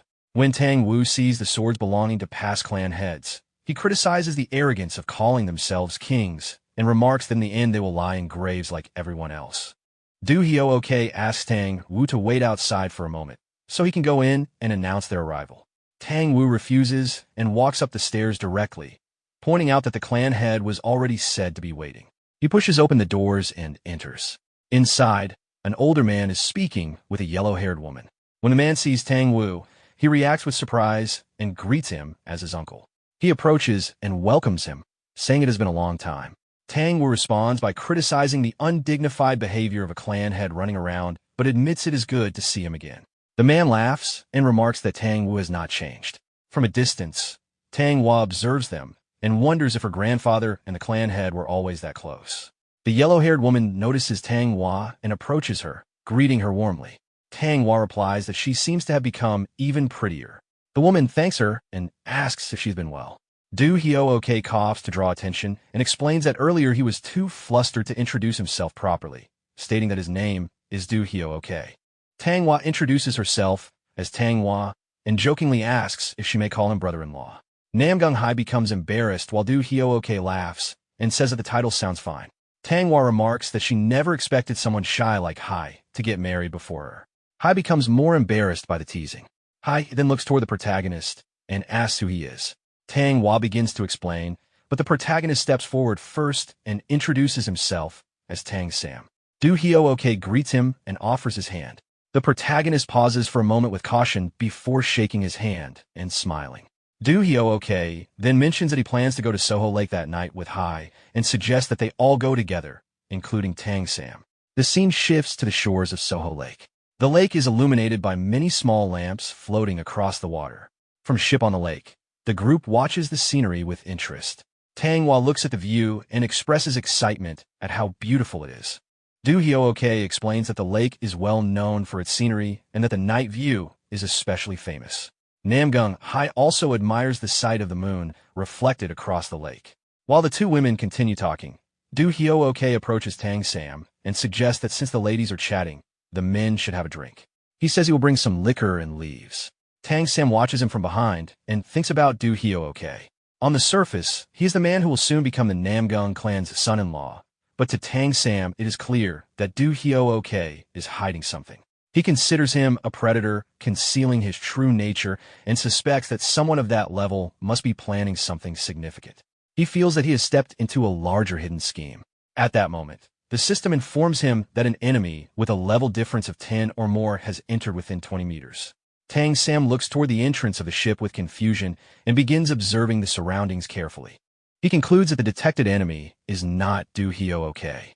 Since the ship is only about 25 meters long and 5 meters high, the only possible location is the deck below. Do Hyo-ok soon returns carrying liquor and explains that it took him a little longer because the drink was stored in an unusual place. Tang Sam realizes that a new enemy other than Do Hyo-ok has appeared. Do Hyo-ok presents a rare drink called Golden Bud Liquor and offers it specifically to Tang Sam. Tang Sam pauses briefly, then politely says he is not feeling well and asks if he can walk around the ship for a moment. Do Hyo-ok agrees and tells him that if he asks the boatman, he can go wherever he wants on the ship. Tang Sam begins walking around the ship. As he moves, the system continues notifying him that an enemy with a level difference of 10 or more is within 20 meters, with a measured distance decreasing from 14 meters down toward 11. Tang Sam thinks that the distance to the enemy should be increasing as he walks away, but instead the distance begins to decrease. The system continues updating the distance as it drops from 6 meters to 3, then down to 1. Tang Sam realizes that this means there are now 2 enemies of that level nearby. Another notification appears, again counting down the distance from 4 meters to 1. From these repeated detections, Tang Sam concludes that including Do Hyo-ok, there are 5 enemies with a level difference of 10 or more on the ship. He then moves to the outside railing of the ship and quietly observes the lake while thinking about the situation. If their goal had been to kidnap Namgung Hai, they would have already acted. The fact that they have not taken action yet means something else must be happening. Looking toward the large buildings of the city, the protagonist considers the situation again. From what he has observed, there is a high possibility that the real target is not Namgung Hai, but the Namgung clan itself. Every one of the enemies detected has a level difference of at least 10 compared to him. Their true level could be 20 or even 30. If 4 people of that level are planning to invade the Namgung clan, it could lead to the clan's downfall. He realizes he is caught between 2 sides. Tang Wu stands with the Namgung clan, while the enemies preparing the attack are already ahead of him. Thinking about the situation, he remarks to himself that he is truly stuck between 2 opposing forces. With the ship approaching its destination, he decides he has to move before they arrive. The scene then shifts to several ships moving toward the Namgung clan city. Inside the city, a group of soldiers approaches a building. When they reach the entrance, one of the soldiers questions their leader, squad leader Gozangong, asking whether it is really necessary to keep checking everything along the way, suggesting that it feels excessive. The squad leader immediately reacts with anger, accusing the soldier of disobeying orders and asking if it is difficult to simply follow instructions and inspect every location. He grabs the soldier by the head. The soldier quickly tries to explain that he only meant it seemed like a waste of time. The leader responds that with the wedding approaching, it is natural to inspect the area repeatedly to ensure security. He then throws the soldier aside and orders him to stop complaining. Another soldier tells the complaining one to stop whining and hand over the lantern, asking if it is his first day. The 2 soldiers then proceed into the building. Watching them go, the squad leader complains to himself that the task is tedious. He remarks that a man should be cutting off enemy heads while singing, not wasting time on inspections, and says that if an enemy appeared, at least he would not be this bored. Inside the underground tunnel, the 2 soldiers walk forward with a candle lighting the way. One of them complains that everyone else is drinking while they are stuck doing this job, and asks the rookie what he thinks. At that moment, the protagonist suddenly appears and blows out the candle. The tunnel immediately becomes dark. One of the soldiers panics and shouts that there is an enemy. The protagonist instantly attacks, killing one soldier with his sword. The other soldier becomes terrified and tries to escape, but the protagonist quickly kills him as well. Outside the tunnel, the squad leader waits and begins to yawn. He wonders why the soldiers are taking so long and suspects they might be slacking off. He picks up a wooden torch and decides to enter the tunnel himself, saying he will deal with them when he finds them. As he walks deeper inside, he suddenly notices a severed human arm on the ground. Shocked, he realizes what it is and begins to panic. He calls out for the soldiers, shouting the names of the rookie and Dachel. Continuing deeper into the tunnel, he finally sees the scene ahead and becomes completely terrified. The protagonist is arranging the severed body parts of the soldiers he killed, placing them on spears while examining the pieces and searching for a missing arm. The squad leader carefully looks at the bodies and begins trembling in fear. The protagonist hears his voice, turns toward him, and calmly tells him that the missing arm has arrived. The squad leader immediately charges forward to attack. The protagonist equips his sword and steps in to meet him. Both face each other with clear killing intent before the squad leader closes the distance and delivers a heavy strike. The protagonist blocks it, but the force behind the attack makes it clear that his opponent is stronger than expected. With a powerful follow-up swing, the squad leader pushes the protagonist back, forcing him to slide across the ground. Recognizing him, the squad leader questions his actions, pointing out that he arrived alongside Tang Wu. The protagonist remains silent at first, then states that he is acting for the sake of the Namgung clan. The explanation only angers the squad leader further. He points out the bodies impaled in the tunnel and rejects the justification entirely. His anger rises as he prepares to kill without restraint. Activating his technique, blue energy begins to flow from his body as he uses the Heavenly Wind sword technique. At the same time, the protagonist activates his own skill, red energy spreading around him as he prepares the second form of his three elements sword technique. Both advance at the same time. The squad leader uses Heavenly Wind wandering clouds, while the protagonist counters with a direct strike aimed at the yellow dragon. Their attacks collide, creating a violent explosion that shakes the tunnel and sends water splashing in every direction. The impact throws both of them backward. Recovering first, the squad leader unleashes a series of rapid slashes, sending multiple energy attacks toward the protagonist. The barrage lands before the protagonist can properly react, severely injuring him and throwing his body into the air before crashing him into the wall. He briefly checks his condition and realizes the extent of the damage. The squad leader does not give him time to recover and rushes in again, delivering another powerful strike. The protagonist attempts to evade by flipping away, but the attack still connects. The blow cuts into him, severing his fingers and knocking the sword from his hand. Seeing this, the squad leader laughs, believing the fight is already decided now that the protagonist is unarmed. At that moment, the protagonist suddenly throws his sword. The squad leader narrowly avoids a direct hit, but the blade still grazes his cheek, leaving a shallow cut and forcing him back. Confused, he realizes the sword should not have been in the protagonist's hand at all. The unexpected attack unsettles him as he touches the wound, understanding how close it came to being far worse. Without hesitation, the protagonist closes the distance again and swings his blade horizontally with full force. The squad leader raises his blade and blocks the incoming strike. At the final moment, the protagonist's sword disappears. The swing loses its target, causing the squad leader to stumble forward and fall. He quickly regains his footing, but fear sets in as he realizes the same phenomenon has happened again. Before he can react, the protagonist delivers a heavy blow to his head. The impact sends the squad leader crashing through the wall and into the air. The protagonist immediately follows, leaping out after him and closing the distance midair with his sword ready. As the blade approaches, the squad leader panics, realizing he may not survive the next strike.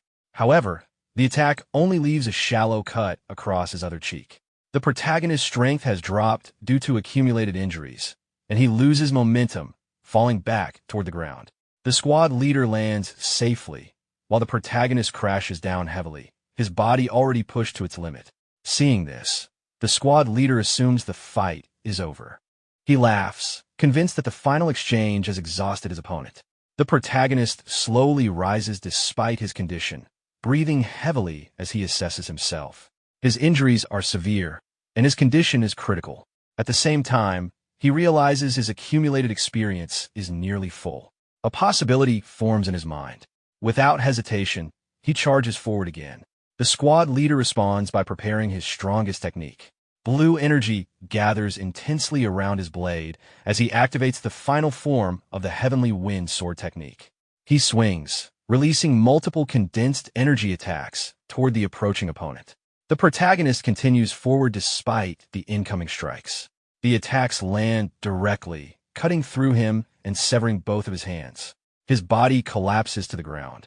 The squad leader closes the distance and kicks him in the chest, pinning him down. Confident in his victory, he prepares to finish the fight and raises his sword toward the protagonist's head. At that moment, something feels wrong. The protagonist is still smiling. A faint blue glow begins to emerge from his mouth. As the squad leader notices it, his expression shifts, but he is too late to react. In the next instant, a blade shoots out from the protagonist's mouth and pierces straight through the squad leader's head. The attack lands cleanly, ending the fight immediately. The body collapses without resistance. The moment the kill is completed, the protagonist's condition changes. His strength increases, and his body begins to emit blue energy. A surge of light descends from above and strikes him, spreading outward in a powerful wave. The burst of energy expands across the surrounding area, illuminating the entire city. People throughout the city notice the sudden light and react in shock. Elsewhere, even those far from the scene notice the phenomenon. Back in the tunnel, the light fades. The protagonist stands among the remains of the battle. Around him, the bodies he arranged form a deliberate pattern. He looks at it briefly, then spreads his arms slightly, satisfied with the result. Meanwhile, at the Danri clan estate, the entire compound is engulfed in flames. Buildings burn as attackers flood the grounds, overwhelming the clan's defenses. The defending soldiers are cut down one after another, unable to resist the assault. In the midst of the chaos, Danri Chunwoo appears with his sword drawn. He looks around, trying to understand the sudden destruction. From within the fire, a figure steps forward and approaches him. As the person comes into view, the clan leader is visibly shaken. He demands to know their identity and the reason for the attack, but before he can finish, the attacker strikes. The blade cuts through his neck in a single motion. His head falls, followed by his body collapsing onto the ground. The attacker turns away from the corpse and looks toward the burning estate. He delivers a message to be passed along, stating that the Danri clan has been wiped out and that the stratagem should begin.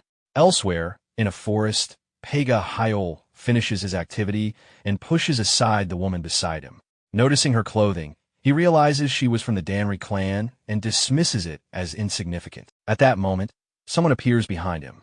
He turns and recognizes the arrival, noting that the task has already been completed. While getting dressed, he considers the situation, particularly the unusual signal that appeared earlier, and suspects that the Namgung clan may have become aware of the plan. He immediately gives orders to block all routes leading into Anhui and to begin the first stratagem. Behind him, a group of soldiers gathers, ready to move. The scene shifts back to the tunnel. Several soldiers stand in front of the display created by the protagonist. The bodies arranged on spears form a deliberate pattern, and the sight leaves them shocked. One of them reads the message written in blood across the wall. The words describe the moon, the emperor, and a wanderer becoming king, with the fall occurring under a full moon. The clan leader present at the scene listens and acknowledges that while the identity of the culprit is unknown, it is clear that someone is targeting the Namgung clan. He orders increased patrols and heightened vigilance as the wedding approaches, instructing his men to report anything unusual directly to him. As he leaves the tunnel, he reflects on the meaning behind the message. The emperor likely refers to the Namgung clan, and the full moon points to the wedding day. The remaining phrase troubles him, as he tries to determine who the one who walks slowly could be and what exactly is about to unfold. Inside the Namgung clan's main hall, tension rises as the leaders argue. Namgung Young, the Sky Sword Unit leader, slams his fist onto the table and insists that everything is a setup. He points out that Do Hyo-ok has not even been at the clan for an entire year and rejects the idea of suspecting him based on a strange message. To him, doubting their future son-in-law over such evidence would only bring ridicule upon the Namgung clan. Opposing him, Namgung In, the Limitless Sword Unit leader, argues that the message cannot be ignored. He focuses on the meaning behind the words left behind, stating that the wanderer clearly refers to Do Hyo-ok. He explains that the intruder infiltrated the clan, killed warriors, and deliberately left a message. This indicates a purpose beyond simple infiltration. The strange beam of light seen the previous night further supports the idea that something deliberate is unfolding. Namgung Young grows more enraged, refusing to accept imprisoning Do Hyo-ok based on uncertain claims. He warns that if this turns out to be a setup, it would damage both the clan's honor and their relationship with Namgung Hai. The clan leader intervenes and stops the argument. He acknowledges that both sides have valid points. The intruder is suspicious, but even a small possibility cannot be ignored.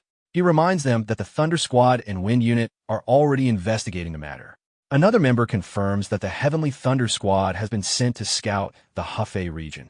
If any force is planning something during the full moon, there should already be signs. At that moment, a soldier rushes into the hall and delivers an urgent report. The person entering is Namgung-hu, the Heavenly Thunder Squad leader. Breathing heavily, he reports that all members sent for investigation have failed to return. They were expected back within a set time, but none of them came back. The room falls into shock. When asked what he concluded from this, Namgung-hu states that the Namgung clan is surrounded by enemies. The statement unsettles everyone present. Namgung-yung immediately demands to know who could possibly surround them. The clan leader begins to consider possibilities, but dismisses known forces such as the Yangtze groups, as they would not move inland and are already under truce. Namgung-yung questions what kind of force could even gather enough manpower in Anhui to encircle the Namgung clan. Namgung then arrives at a conclusion. There is only one force in all of Murim capable of such a feat, the Heavenly Demon Castle. The scene shifts away. Moving through the city toward the Namgung clan castle, the protagonist walks calmly. The words left behind earlier repeat in his mind, forming a clear pattern. He stops briefly, a faint smile appearing on his face as he repeats the meaning to himself. The full moon approaches, and the pieces of the plan begin to align. At the Namgung clan's training ground the next morning, the protagonist stands alone, forming a hand sign as blue energy begins to radiate from his palms. He closes his eyes and focuses inward. The flow of chi inside his body begins to move along the pathways that were forcefully created during the ritual. As he concentrates, the previous battle inside the tunnel replays vividly in his mind. Within that mental reconstruction, he faces the squad leader again. He watches each movement carefully, dodging an incoming strike. The sequence continues as the opponent attacks again. This time he avoids the initial blow, but is still struck at the final moment and slammed into the wall. He recognizes the flaw immediately. If the timing of the opponent's techniques had been more precise, the outcome would have been complete defeat. Understanding this, he begins adjusting his movements within the imagined battle. He activates every pressure point in his body and responds differently. This time, his counterattack lands cleanly. The strike overwhelms the opponent, severing his limbs and sending him crashing through the wall. He follows through, stepping out into the open space of the imagined battlefield and confirming the result of the fight. With that, the mental simulation ends. Back in reality, he exhales and steadies himself. The training has allowed him to analyze and internalize the flow of the battle. The temporary pathways created in his body have already begun to show their effectiveness. Even though they are artificial, the understanding gained through repetition is being embedded into his movements. With enough practice, he realizes he can reproduce martial techniques instead of merely imitating them. While focusing the energy between his palms again, a new realization forms regarding his current growth. At that moment, information appears before him, indicating that he has reached a new stage. His level has increased enough to unlock a class change condition. The requirement is clear. He must defeat 100 enemies of level 10 or higher. He assesses the condition calmly. The enemies he faced recently fall within that range, but even then, the fights were not easy. The last opponent was significantly stronger, and reaching the required count will not be simple. Before he can continue his thoughts, a loud explosion erupts from a nearby building, breaking the silence of the training ground. The scene shifts to earlier. Do Hyo-ok walks through the area near the tunnel entrance where the bodies were discovered. The place is now heavily guarded, with a large number of warriors securing the surroundings. He observes the situation briefly, taking in the increased security, then turns and walks away without drawing attention. As he moves through the city, he reflects on the sudden changes. The appearance of the bright signal has tightened security and drawn more forces into the area. The situation has become unstable, and he realizes that he needs to relay this development to the others as soon as possible. As Do Hyo-ok move through the area, a voice suddenly calls out to him. He turns and recognizes Namgung-in, the Mu-ae Sword Division leader. The unexpected encounter immediately puts him on alert, though he maintains a calm expression. He offers a casual explanation, claiming he came to check the so-called blessing light that had appeared earlier. Namgung-in listens and responds lightly, but his tone carries intent. At a subtle signal, the surrounding soldiers prepare themselves, gripping their weapons. Do Hyo-ok does not respond further. Seeing the silence as confirmation, Namgung-in orders him to come along to the Emperor's Hall, making it clear that refusal is not an option. He turns and begins to leave with his men. For a brief moment, Do Hyo-ok remains still. Then, under his breath, he mutters that he had finally found Shell he liked. His expression shifts, and he acknowledges that he has been discovered. Nam-gung-in reacts instantly, drawing his sword and moving in to attack. At that exact moment, a massive explosion erupts from the direction of the Emperor's Hall. The shockwave draws everyone's attention, and all eyes turn toward the source. The destruction is immediate and overwhelming. Before anyone can process it, a powerful presence emerges behind Nam-gung-in. Do Hyo-ok rises into the air, his body radiating intense golden energy. The shift in presence is undeniable. Nam-gung-in is visibly shaken as he turns to face him. Without hesitation, Do Hyo-ok points his sword forward and releases a condensed lightning attack. The strike lands instantly, engulfing the area behind Nam-gung-in and causing massive destruction. The explosion draws civilians from nearby areas. As they gather and witness the scene, confusion quickly turns into fear when they recognize Do Hyo-ok. Nam-gung-in is thrown back by the force, crashing into a wall and suffering severe injuries. Even accounting for the surprise, the sheer power of the attack leaves him in disbelief. Do Hyo-ok advances slowly, still radiating energy. A nearby civilian, unable to understand the situation, steps forward and tries to stop him. Before he can finish, Do Hyo-ok swings his blade and cuts him down instantly. Panic spreads. The gathered crowd breaks apart, fleeing in all directions as fear takes hold. Shouts echo through the streets as people run, realizing the danger too late. Do Hyo-ok watches them with a satisfied expression. Nam-gung-in, struggling to remain conscious, questions his identity, realizing that the man before him is no longer the same person they knew. Do Hyo-ok offers no explanation. He simply moves forward to finish him. As the attack is about to land, a figure intervenes. Tang-woo appears at the final moment, stopping the strike. A poison dart is driven into Do Hyo-ok's hand, disrupting his movement, while Tang-woo blocks the incoming blade with precise control. He stands between them, halting the attack and confronting Do Hyo-ok directly. Tang-woo stands firmly on Do Hyo-ok's blade and demands to know what he is doing. Their auras surge outward and collide, the pressure between them distorting the air. At that moment, the protagonist arrives and observes the confrontation. He immediately recognizes that Tang-woo has stepped in, just as expected. Do Hyo-ok struggles against the poison dart embedded in his hand. His body resists, but the restraint holds him in place for a moment. Then, with a sudden release of power, a burst of golden energy erupts from him, forcing Tang-woo backward.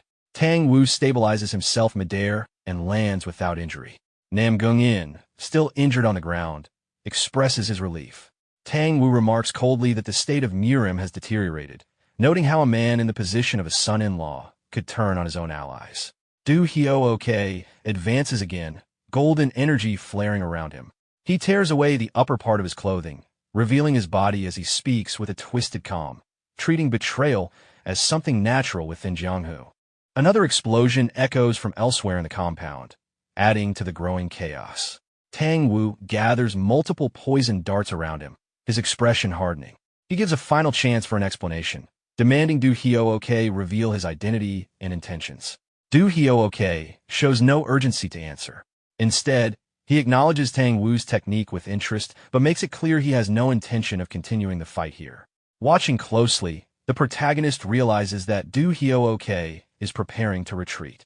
It also becomes clear that his presence here has a specific purpose, as if he has been searching for something. At that moment, Tang-woo appears nearby, confused by the situation and drawn toward the commotion. The protagonist notices her arrival and immediately understands the connection. Do Hyo-ok's attention shifts instantly. He locks onto her and moves without hesitation. Tang-woo reacts with anger and prepares to intercept, while the protagonist moves at the same time, rushing toward her position. Midway through his advance, Do Hyo-ok throws his sword, infused with condensed golden energy. The weapon travels like a bolt of lightning straight toward Tang-woo. Tang-woo is caught off guard by the sudden change in attack. Tang-woo freezes, unable to react as the strike closes in. Before it reaches her, the protagonist steps in front of her and shields her body, pulling her in to block the attack. The impact creates a violent explosion of light, tearing into the ground and forming a deep crater. As the dust settles, Tang Wu rushes forward, calling out in urgency. When he reaches the crater, he stops. At its center, the protagonist is seated, holding Tang Hua in his arms. She is unconscious but alive. Tang Wu approaches and calls out to the protagonist, asking if he was the one who saved Tang Hua. Without replying, the protagonist walks forward, still holding her, and carefully hands her over. Tang Wu receives her and looks at him with a brief, uncertain expression before his face softens. He begins to thank him, but his words are cut short. Laughter echoes from above. Du Hyo-ok sits on top of a nearby building, watching them with a distorted, almost playful expression. Tang Wu turns toward him, irritation immediately rising. The protagonist studies him quietly and recognizes the difference in presence. The man is not ordinary. His strength is enough to stand against Tang Wu directly. Du Hyo-ok addresses Tang Wu briefly, then remarks that he will return again soon. His tone is casual but deliberate. As he turns to leave, something catches his attention. He pauses and looks back toward the protagonist.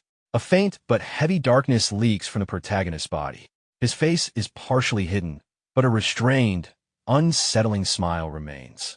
Du Hyo-ok watches him for a moment, then understands. He identifies him as the one responsible for the pillar of light from the previous night and the one who interfered with his plans. He acknowledges it without hesitation, then casually promises they will meet again. With a surge of golden energy, he launches himself into the air and disappears. Tang Wu reacts immediately, anger rising as he attempts to pursue, but stops when Tang Hua stirs in his arms. She regains consciousness weakly, calling out to him. Realizing the situation, Tang Wu abandons the chase and admits they have been outplayed. The scene shifts to the Emperor's Hall. The building is heavily damaged, its structure partially collapsed from the explosions. The remaining soldiers gather among the injured and the dead. The clan leader sits among them, observing the destruction and reflecting on the situation. He concludes that everything, from Du Hyo-ok's actions to his marriage into the clan, had been planned in advance. With their communication lines cut and their defensive formation destroyed, the Namgung clan is now completely trapped. Namgung enters the hall and proposes their options: fight, flee, or send a messenger. The clan leader immediately dismisses the first two, recognizing they are no longer viable. Namgung explains that sending a messenger to the Murim Alliance is the only realistic choice. Reinforcements could arrive within days if the message is delivered successfully. The problem remains who can break through the siege. He suggests that only someone of exceptional ability could manage it. The clan leader understands the implication, but questions whether even Tang Wu could accomplish such a task alone.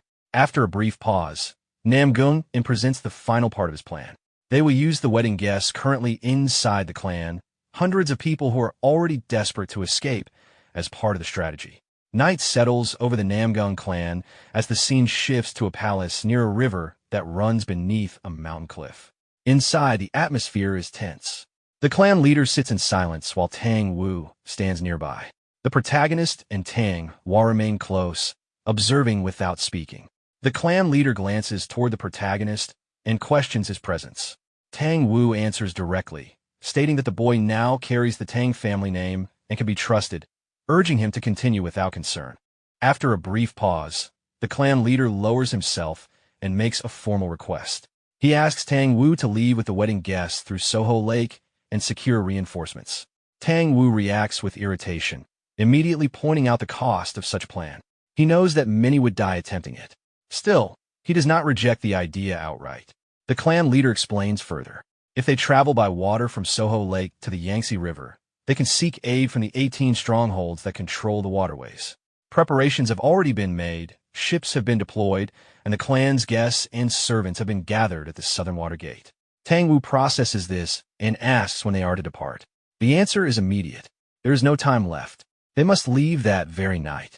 Tang Wu falls silent for a moment, then turns and begins to walk away, accepting the responsibility without further argument. He prepares to act. Before he leaves, the clan leader calls out once more. He asks that Namgung be taken along as well. He does not want her to witness what is about to happen. Tang Wu stops and turns back, asking if that is all. The clan leader's composure breaks. Fear shows clearly as he admits the truth, He is not certain the clan can survive what is coming. There is doubt that they can even endure for 10 days. Tang Wu responds sharply, his anger rising. He rejects the idea outright and declares that as long as he is present, the clan will not fall so easily. He orders the clan leader to endure, to hold on no matter what, and makes it clear that he will return with reinforcements. The decision is made. The next phase begins. Tang Hua calls out loudly as Tang Wu leaves, her voice filled with urgency, but he does not stop. He exits without turning back. Inside the palace, the clan leader remains seated, his expression heavy and quiet. The weight of the decision lingers in the room. Nearby, the protagonist watches him in silence, taking in everything that was said. The scene shifts. The protagonist now stands alone on a mountain cliff near the palace, overlooking the river under the moonlight. The water reflects the night sky as he remains still, thinking. He considers the situation calmly. Saving Tang Hua had its value, as it allowed him to hear the Namgung clan's plan directly. But the plan itself is unstable and filled with uncertainty. Behind him, Tang Hua steps out of the palace. She is visibly tense, running her hands through her hair as she mutters to herself, unable to understand her grandfather's intentions. As she notices the protagonist standing there, she immediately composes herself, suppressing her frustration. She approaches and stands beside him at the edge of the cliff. Both remain silent, facing the river. The silence stretches. Tang Hua grows increasingly uncomfortable, unable to read his expression or thoughts. The awkwardness builds until she finally forces herself to speak. Nervously, she thanks him for saving her. Even then, she quickly adds that he should not misunderstand her intentions, explaining that she simply did not want to lose the chance to say it. The protagonist does not respond. He only looks at her, remaining as unreadable as before. The scene shifts again.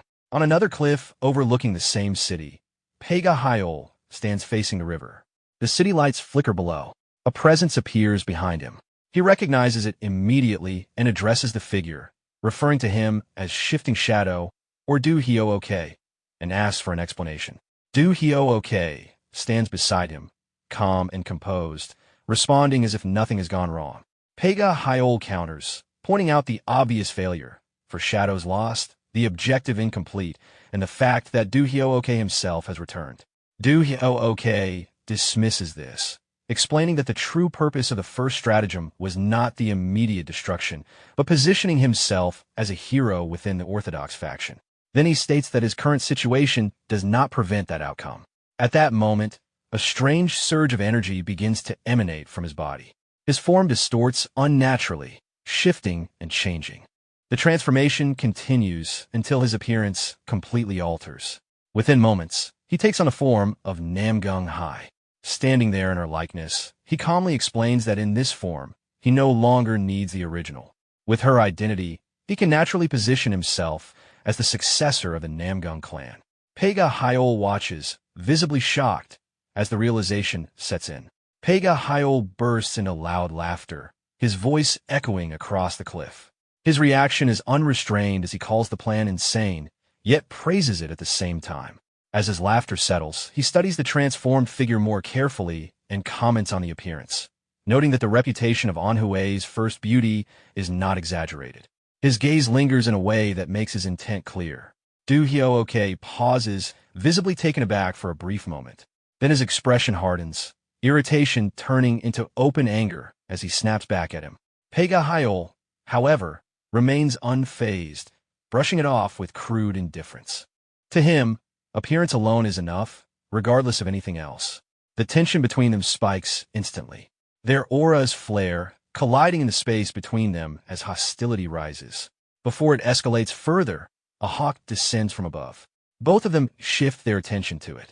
The bird lands calmly on Pega Hyol's wrist. Du Hyo-ok immediately recognizes the source of the message. After reading it, Pega Hyol confirms that the ships have already set sail. He releases the hawk back into the sky and decides to move, asking what Du Hyo-ok intends to do next. Du Hyo-ok answers that he will follow the hawk. Pega Hyol questions the decision, suggesting that returning to the Namgung clan would be more worthwhile. Du Hyo-ok disagrees, stating that something more interesting lies elsewhere. Pega Hyol presses further, mentioning Tang Wu and dismissing the idea that a single master could outweigh the importance of the entire Namgung clan. Then something clicks in his mind. He recalls the strange pillar of light and realizes there might be a connection. He demands to know if Du Hyook has identified its source. Du Hyook refuses to answer. Without giving anything away, he launches himself into the air and disappears. Pega Hyol calls out after him, but there is no response. Left alone on the cliff, he stands in irritation as the situation slips beyond his control. The scene shifts. Several ships are already moving across the river, cutting through the dark water onto the night sky. On one of them, Tang Wu stands alongside Tang Hua and the protagonist. The group remains unaware that they are being watched. From the distant shore, a gray-haired man with a scarred face observes them through a viewing device. After confirming what he sees, he immediately turns and runs toward the dock. He boards another ship where his superior is waiting and reports that the target has been confirmed. At his words, the order is given without hesitation. The ships begin to mobilize. At the center of it all stands their leader, a gray-haired, muscular woman marked with numerous scars. She commands the fleet with calm authority. She is the supreme stronghold chief of the 18 waterway strongholds of the Yangtze River, known as Water Shadow. The scene continues aboard the ship. Tang Wu stands near the railing, watching the dark river ahead. The protagonist glances toward Tang Hua and Namgung Hai, quietly assessing the situation. In his mind, he reaches a clear conclusion. No matter how powerful Tang Wu is, in a true life-and-death situation, the two girls would become a burden. And if a choice had to be made between the three of them, he knows he would be the one abandoned. With that understanding, he prepares himself mentally. The ships continue moving forward across the river. Tang Wu remains focused on the surroundings. After a long stretch of silence, he notes that something feels wrong. There has not been a single sign of enemies along the route. Given the scale of the force capable of surrounding the Namgung clan, such an absence does not make sense. He immediately orders precautions. At his command, the speed of the ships is reduced. As the crew adjusts the sails and movement, one of the workers suddenly notices something in the distance and calls out. Lights appear ahead. Everyone looks forward. Dozens of brightly lit ships are approaching them across the water. Excitement spreads instantly among the passengers. Many assume that reinforcements have arrived, believing the Namgung clan's message must have reached its allies. Relief begins to spread across the ships. Tang Wu, however, does not react the same way. He narrows his gaze and studies the approaching fleet more carefully. The flags become visible, revealing the identity of the incoming force, the 18 waterway strongholds of the Yangtze River. For a brief moment, it seems to match what was expected, but something feels off. Tang Wu notices the number of ships and their formation. Instead of approaching like reinforcements, they are positioned in a way that blocks the path ahead. He processes it quickly. There were no enemies along the route, and now an entire fleet stands directly in their way. The realization begins to settle that this is not a rescue. Tang Wu's expression hardens as the realization fully sets in. He immediately raises his voice and warns everyone that the incoming fleet is not there to help. The excitement among the people breaks into confusion as he urgently orders them to turn the ships around. His tone leaves no room for doubt. These are enemies, and they need to retreat at once. Before the ships can properly respond, the situation escalates. On the opposing fleet, the leader, Water Shadow, stands at the front of her ship, calmly observing the target. Around her, rows of soldiers are already prepared, bows drawn and aimed. At her command, the attack begins. Thousands of flaming arrows are released at once, filling the sky as they descend toward Tang Wu's fleet. The impact is immediate and devastating. Arrows strike the ships, setting them ablaze and cutting down people across the decks. Panic spreads as fire begins to consume the vessels. Tang Wu reacts instantly. With his power, he forms a protective barrier around his ship, deflecting the incoming flames and shielding those closest to him. Even so, the surrounding ships continue to burn and collapse under the assault. The protagonist watches the destruction unfold, unable to ignore the scale of the attack. Tang Wu raises his voice again, trying to regain control of the situation and order a retreat. But as he turns, he notices something worse. More enemy ships are closing in from behind. The fleet is surrounded. Tang Hua realizes it at the same time and calls out in panic. There is no clear path forward or backward. Seeing no other option, Tang Wu immediately redirects the plan. He orders everyone to move toward the riverbank, aiming to escape on a land while there is still time. Before they can act, another attack lands. Water Shadow's ship crashes into one of theirs. From the impact point, she launches herself into the air and lands directly onto the enemy's ship. In a single motion, she strikes down multiple people upon landing. She gives a simple order. Her soldiers follow without hesitation, leaping across from their ships and engaging in close combat. The remaining vessels are quickly overrun as fire and blades spread across the fleet. Watching everything collapse, Tang Wu's anger rises as the situation turns completely against them. As the ships burn and chaos spreads across the river, Tang Wu makes a sudden decision. He moves straight toward Namgung Hai and, without hesitation, uses his technique to place a poisonous dart at her neck, rendering her unconscious. Lifting her onto his shoulder, he turns and begins moving. Tang Wu runs after him, confused and alarmed, demanding to know what he is doing. He answers briefly. They are heading for the shore. She immediately realizes the implication. Carrying all three of them in this situation is impossible. She points it out, but Tang Wu corrects her. He will only take two. The meaning becomes clear. Tang Wu turns toward the protagonist. Tang Wu approaches him and speaks plainly. He admits that he had been greedy for his talent and had planted a goo inside him to control him for the sake of the Tang clan. But now, he acknowledges that he has grown attached in a way he did not intend. Even so, his decision does not change. He states it without hesitation. He will not kill him, but he will not save him either. With that, Tang Wu steps onto the railing of the burning ship. Tang Wu hesitates, clearly torn, but the situation leaves no room for choice. After a brief moment, she turns away and follows him. Tang Wu leaps from the ship toward the distant shore, carrying Namgung Hai. After a final hesitation, Tang Wu also jumps, leaving behind the burning wreck. The protagonist remains alone. The flames crackle around him as the ship continues to collapse. He stands still for a moment, then his expression shifts slightly. With no one watching, he quietly remarks that it is time to begin. At that moment, an enemy soldier lands on the ship and charges toward him.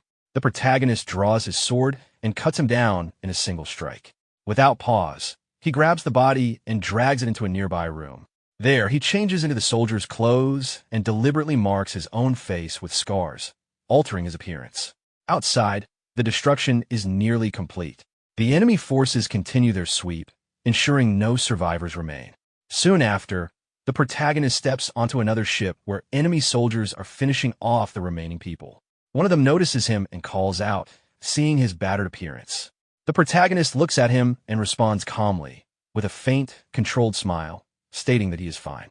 Meanwhile, the surviving passengers from Tang Wu's fleet desperately swim toward the shore, struggling through the burning wreckage and waves. At the same time, Tang Wu continues gliding through the air toward the island while carrying the unconscious Namgung Hai. As he nears the shore, he suddenly notices lights waiting below. Figures holding fire lamps stand hidden along the coastline. The moment he recognizes them, his expression darkens. The forces of the Heavenly Demon Castle had already positioned troops on land as well.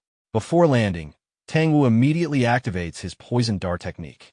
A violent burst of energy erupts around him as countless poison darts shoot downward toward the waiting enemies. The projectiles tear through the shoreline forces and kill them almost instantly.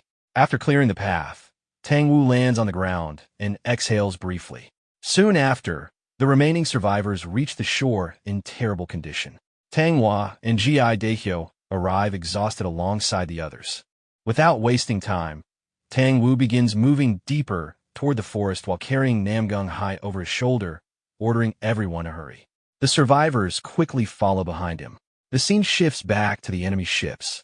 Disguised among the enemy soldiers, the protagonist stands quietly while a notification appears before him. The class advancement quest updates. His current completion count rises to 18 out of 100. Seeing the number, he immediately realizes that some of the enemies killed during the battle met the quest conditions. Before he can think further, one of the enemy soldiers notices the state of his face and throws him a cloth, telling him to at least cover himself. The protagonist calmly accepts it and wraps the cloth around his face. At that moment, a large, rough-looking man with twisted hair and a heavy beard steps onto the ship. His appearance immediately changes the atmosphere.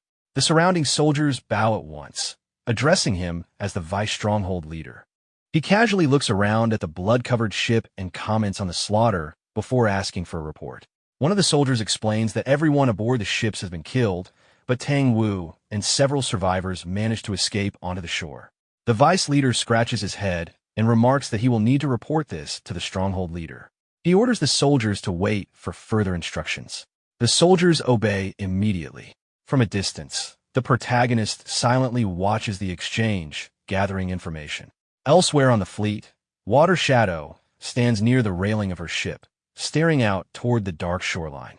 The vice leader approaches her and stands at her side. Without even turning toward him, Water Shadow remarks that he is late and addresses him directly as Shifting Shadow. He reacts with slight surprise, asking if she already knew. Water Shadow explains that Ash Shadow had informed her beforehand. Then she calmly adds that no matter what form he takes, man or woman, his smile never changes. The man standing in the appearance of the Vice Stronghold leader was not truly the Vice leader at all, but Shifting Shadow in another disguise, the demonic form of Du Hyo-ok. After hearing Water Shadow's words, Shifting Shadow calmly remarks that he will remember it. He then asks what they plan to do about Tang Wu. Water Shadow explains that everything is proceeding according to plan. Tang Wu is being driven towards Xianzheng Mountain, a place formed between steep mountains and valleys. There, he will eventually be cornered against a cliff with nowhere left to escape. Shifting Shadow immediately understands the trap. With a chaotic smile, he remarks that Tang Wu is likely climbing toward his own grave without even realizing it. Water Shadow tightens her grip on her weapon and orders the remaining forces to prepare for departure. As Shifting Shadow turns to leave, he casually comments that one of the 10 greats facing 2 shadows, or possibly 3, is already excessive, though certainty is always preferable. Then he suddenly pauses. He asks Water Shadow if she has seen anyone unusual, someone with pitch-black eyes, or perhaps a martial artist whose techniques emit light. Water Shadow replies that she is not. As he walks away, Shifting Shadow quietly thinks to himself that every route has already been sealed off, yet the person disappeared without a trace. Still, he concludes that a large enough massacre will eventually reveal the answer. The scene shifts to the mountains of the island. Deep within the forest, a group of enemy soldiers suddenly appears in front of the Black Crow unit. Before the enemy can even attack, Tang Wu reacts instantly. Poisonous darts burst from his technique and sweep through the soldiers, killing the entire group in moments. The sheer brutality of the attack terrifies the remaining members of the Black Crow unit. Even G.I. Daehyo is shocked by how effortlessly Tang Wu eliminated the enemies.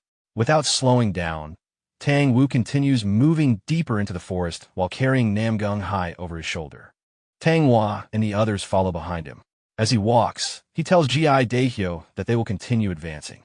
G.I. Daehyo watches him move farther ahead, then turns toward his own exhausted unit. Irritation and helplessness show on his face. Finally, he orders the soldiers to rest briefly.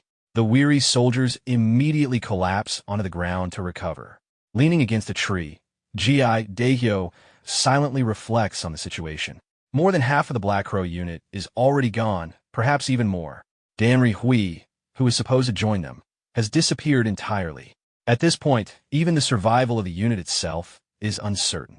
He realizes they need to return to the Danri clan as quickly as possible. Then footsteps echo through the forest. G.I. Daehyo instantly becomes alert. He draws his sword and orders the remaining soldiers to prepare for battle. The exhausted warriors quickly rise and ready their weapons. G.I. Daehyo demands to know who is there. From behind the trees, a large group of enemy soldiers emerges. The moment he recognizes them, his expression tightens. Pirates. Standing among them with his face concealed beneath a cloth, the protagonist looks directly at G.I. Daehyo and calmly says only one thing. Peekaboo. Both groups stand facing each other in the middle of the forest, weapons raised and ready. The enemy soldiers charge first, rushing toward the exhausted Black Crow unit while shouting for everyone to be killed. G.I. Daehyo immediately leads his men forward as well, yelling at them not to die and promising that they would all survive and return to the Danri clan. The two forces collide violently. In the middle of the chaos, the protagonist suddenly rushes straight toward G.I. Daehyo. His sword swings down with immense force. Daehyo blocks the attack, but the impact drives him backward across the ground. While struggling to stabilize himself, he realizes his body is already nearing its limit and understands that the fight must end quickly. Without hesitation, Daehyo activates his martial art. Blue energy erupts from his body as he uses the single-stream 10-sword style, flying swallow 10 successive swords. The energy spreads through the battlefield like sharp streams of sword force, attacking from multiple directions at once. At first, the protagonist struggles to follow the strange, tentacle-like sword energy, but he quickly adjusts. He narrowly dodges and blocks the incoming attacks one after another. As he continues focusing on Daehyo's movements, his vision sharpens. Now, he can clearly see the path of the sword. From midair, Daehyo charges again and mocks the tricks being used against him. This time, the protagonist perfectly intercepts the attack. In the same motion, he drives a powerful kick into Daehyo's face, sending him flying upward from a force. The protagonist immediately follows up and begins activating the three forces sword technique. Daehyo barely avoids the next strike and instantly counterattacks, thrusting his sword directly toward the protagonist's chest. The blade pierces through perfectly. Thinking he has won, Daehyo declares that the protagonist finally lowered his guard. But his expression changes immediately. The body impaled by his sword is not the protagonist. At the last moment, the protagonist had pulled a corpse from his inventory and positioned it as a shield over his shoulder. Realizing this, Daehyo quickly retreats backward in alarm. He cannot understand how the attack failed despite landing cleanly. The protagonist calmly answers him, recalling words once spoken during another battle. In a fight between martial artists, the one hiding more cards has the advantage. Then he asks if a single hidden dagger was truly all Daehyo had prepared. As Daehyo stares at him, something about the protagonist's eyes begins to feel familiar. He is certain he has seen them before. Before he can fully process the thought, the protagonist opens his inventory again. Multiple daggers appear around him at once. In the next instant, he launches all of them toward Daehyo. Daehyo is caught off guard as the daggers fly toward him from every direction. He manages to block two of them, but several others slice into his body before he can fully defend himself. Pain shoots through him as he stares at the protagonist in disbelief. By now, he is certain his eyes were not deceiving him. The protagonist has been summoning weapons from thin air throughout the battle, using some kind of incomprehensible technique. Before Daehyo can recover, the protagonist lowers his stance and rushes toward him again. At the same moment, another enemy soldier charges in from behind Daehyo, trying to kill him while shouting. Daehyo instantly realizes he is trapped between attacks from both sides and believes there is no way to avoid them. But instead of attacking him, the protagonist suddenly turns and drives his sword straight through the enemy soldier's chest, brutally killing him before the strike can land.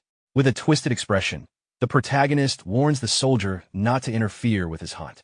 Watching this, Daehyo finally recognizes those eyes. The realization strikes him all at once. The horse handler from the Danri clan. Sosum. Fury explodes across his face as he screams the name aloud, unable to believe that someone he once looked down upon had deceived him this entire time. Consumed by rage, Daehyo attacks wildly, demanding to know since when he had been hiding his true nature. The protagonist avoids the first strike with ease. Daehyo follows with another brutal attack using both swords, but this time the protagonist blocks him directly. Still enraged, Daehyo accuses him of being the demon behind the suicide plague in Bonyang as well. The protagonist forcefully throws him backward. Refusing to give up, Daehyo charges once more, shouting that the protagonist was nothing more than a servant who cleaned horse dung in the Danri clan. At that moment, the protagonist changes his weapon. The sword transforms into whip-like blades that spread outward from all directions around Daehyo. Before he can react, both of Daehyo's hands are severed instantly. Shock floods his face. In the next moment, countless cuts appear across his entire body. Blood sprays everywhere as panic overtakes him. He desperately mutters that he still needs to return to the Danri clan. Then his body bursts apart completely. Flesh and blood scatter across the battlefield. The protagonist calmly watches the remains and quietly reflects that the one who hides more always has the advantage. Around them, the Black Crow unit has already been wiped out. One of the enemy soldiers curses loudly, wondering where the reinforcements are. The protagonist notices the same thing. At some point during the battle, the flow of reinforcements had completely stopped. Something must have happened deeper in the forest. Then another soldier suddenly spots movement in the distance and excitedly announces that the reinforcements have finally arrived, complaining that the higher-ups are always late. From the forest, two figures emerge. Water Shadow and Shifting Shadow arrive alongside a new wave of forces. But something immediately feels wrong. One of the soldiers notices that the newcomers are wearing their clothes inside out and begins questioning them in confusion. Before he can finish speaking, Water Shadow suddenly moves. With a single strike, she shatters the soldier's body into pieces. The surrounding soldiers freeze in horror. Standing amidst the blood, Water Shadow smiles coldly and gives the order. Leave none alive. Slaughter everyone. Meanwhile, the forces that arrived with Water Shadow suddenly turn on their own allies. The soldiers who had been fighting alongside them moments earlier are caught completely off guard as blades begin cutting through their ranks. Panic spreads instantly. One soldier collapses onto the ground, desperately begging to be spared while demanding to know why this is happening. Another soldier hesitates, unable to continue the slaughter. He curses in frustration, saying he can no longer kill his own comrades. Before he can say anything more, Water Shadow appears behind him. With one strike, she splits his body apart. Blood scatters across the ground as she coldly warns the others that anyone who refuses to obey will die by her own hands. Terrified, the remaining soldiers immediately resume the massacre. Fear completely overrides loyalty as they begin slaughtering each other without hesitation. Water Shadow personally kills the last surviving soldier herself. Nearby, the protagonist watches everything silently from behind a large rock. The moment the massacre ends, he immediately moves. Using the confusion as cover, he rushes deeper into the forest at full speed. Behind him, Water Shadow's forces continue advancing through the mountain, sweeping through the area like hunters closing a trap. The protagonist hides briefly behind a tree and listens as one of the soldiers shouts that no one is allowed to escape. The order is absolute. Realizing the same thing is happening across the entire mountain, the protagonist quickly changes direction and continues deeper into the forest. As he runs, he understands the situation clearly. They are killing even their own pirates. The entire mountain has been surrounded. This is not a normal pursuit. It is a driving hunt. For the first time, he realizes he has become the prey. While moving through the forest, he suddenly spots a small group of enemy soldiers resting ahead. Without hesitation, he attacks immediately. The startled soldiers barely manage to react before the protagonist transforms his weapon into the whip sword again. In one precise strike, the blades sweep through the group and kill every soldier instantly. He lands lightly on the ground afterward and checks his status window. His next level up is approaching quickly. At that moment, another group of enemy soldiers appears in the distance while shouting warnings. The protagonist watches them carefully and realizes he may be able to use them somehow. The scene shifts. Elsewhere on the mountain, Tang Wu and the remaining survivors finish eliminating another enemy group.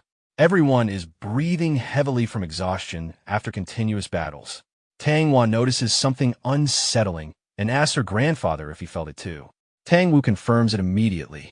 The enemy is deliberately herding them toward the mountain peak.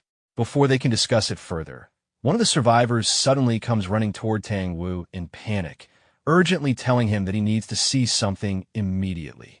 The survivors, Tang Wu, and the newly arrived group are all led toward the edge of the mountain.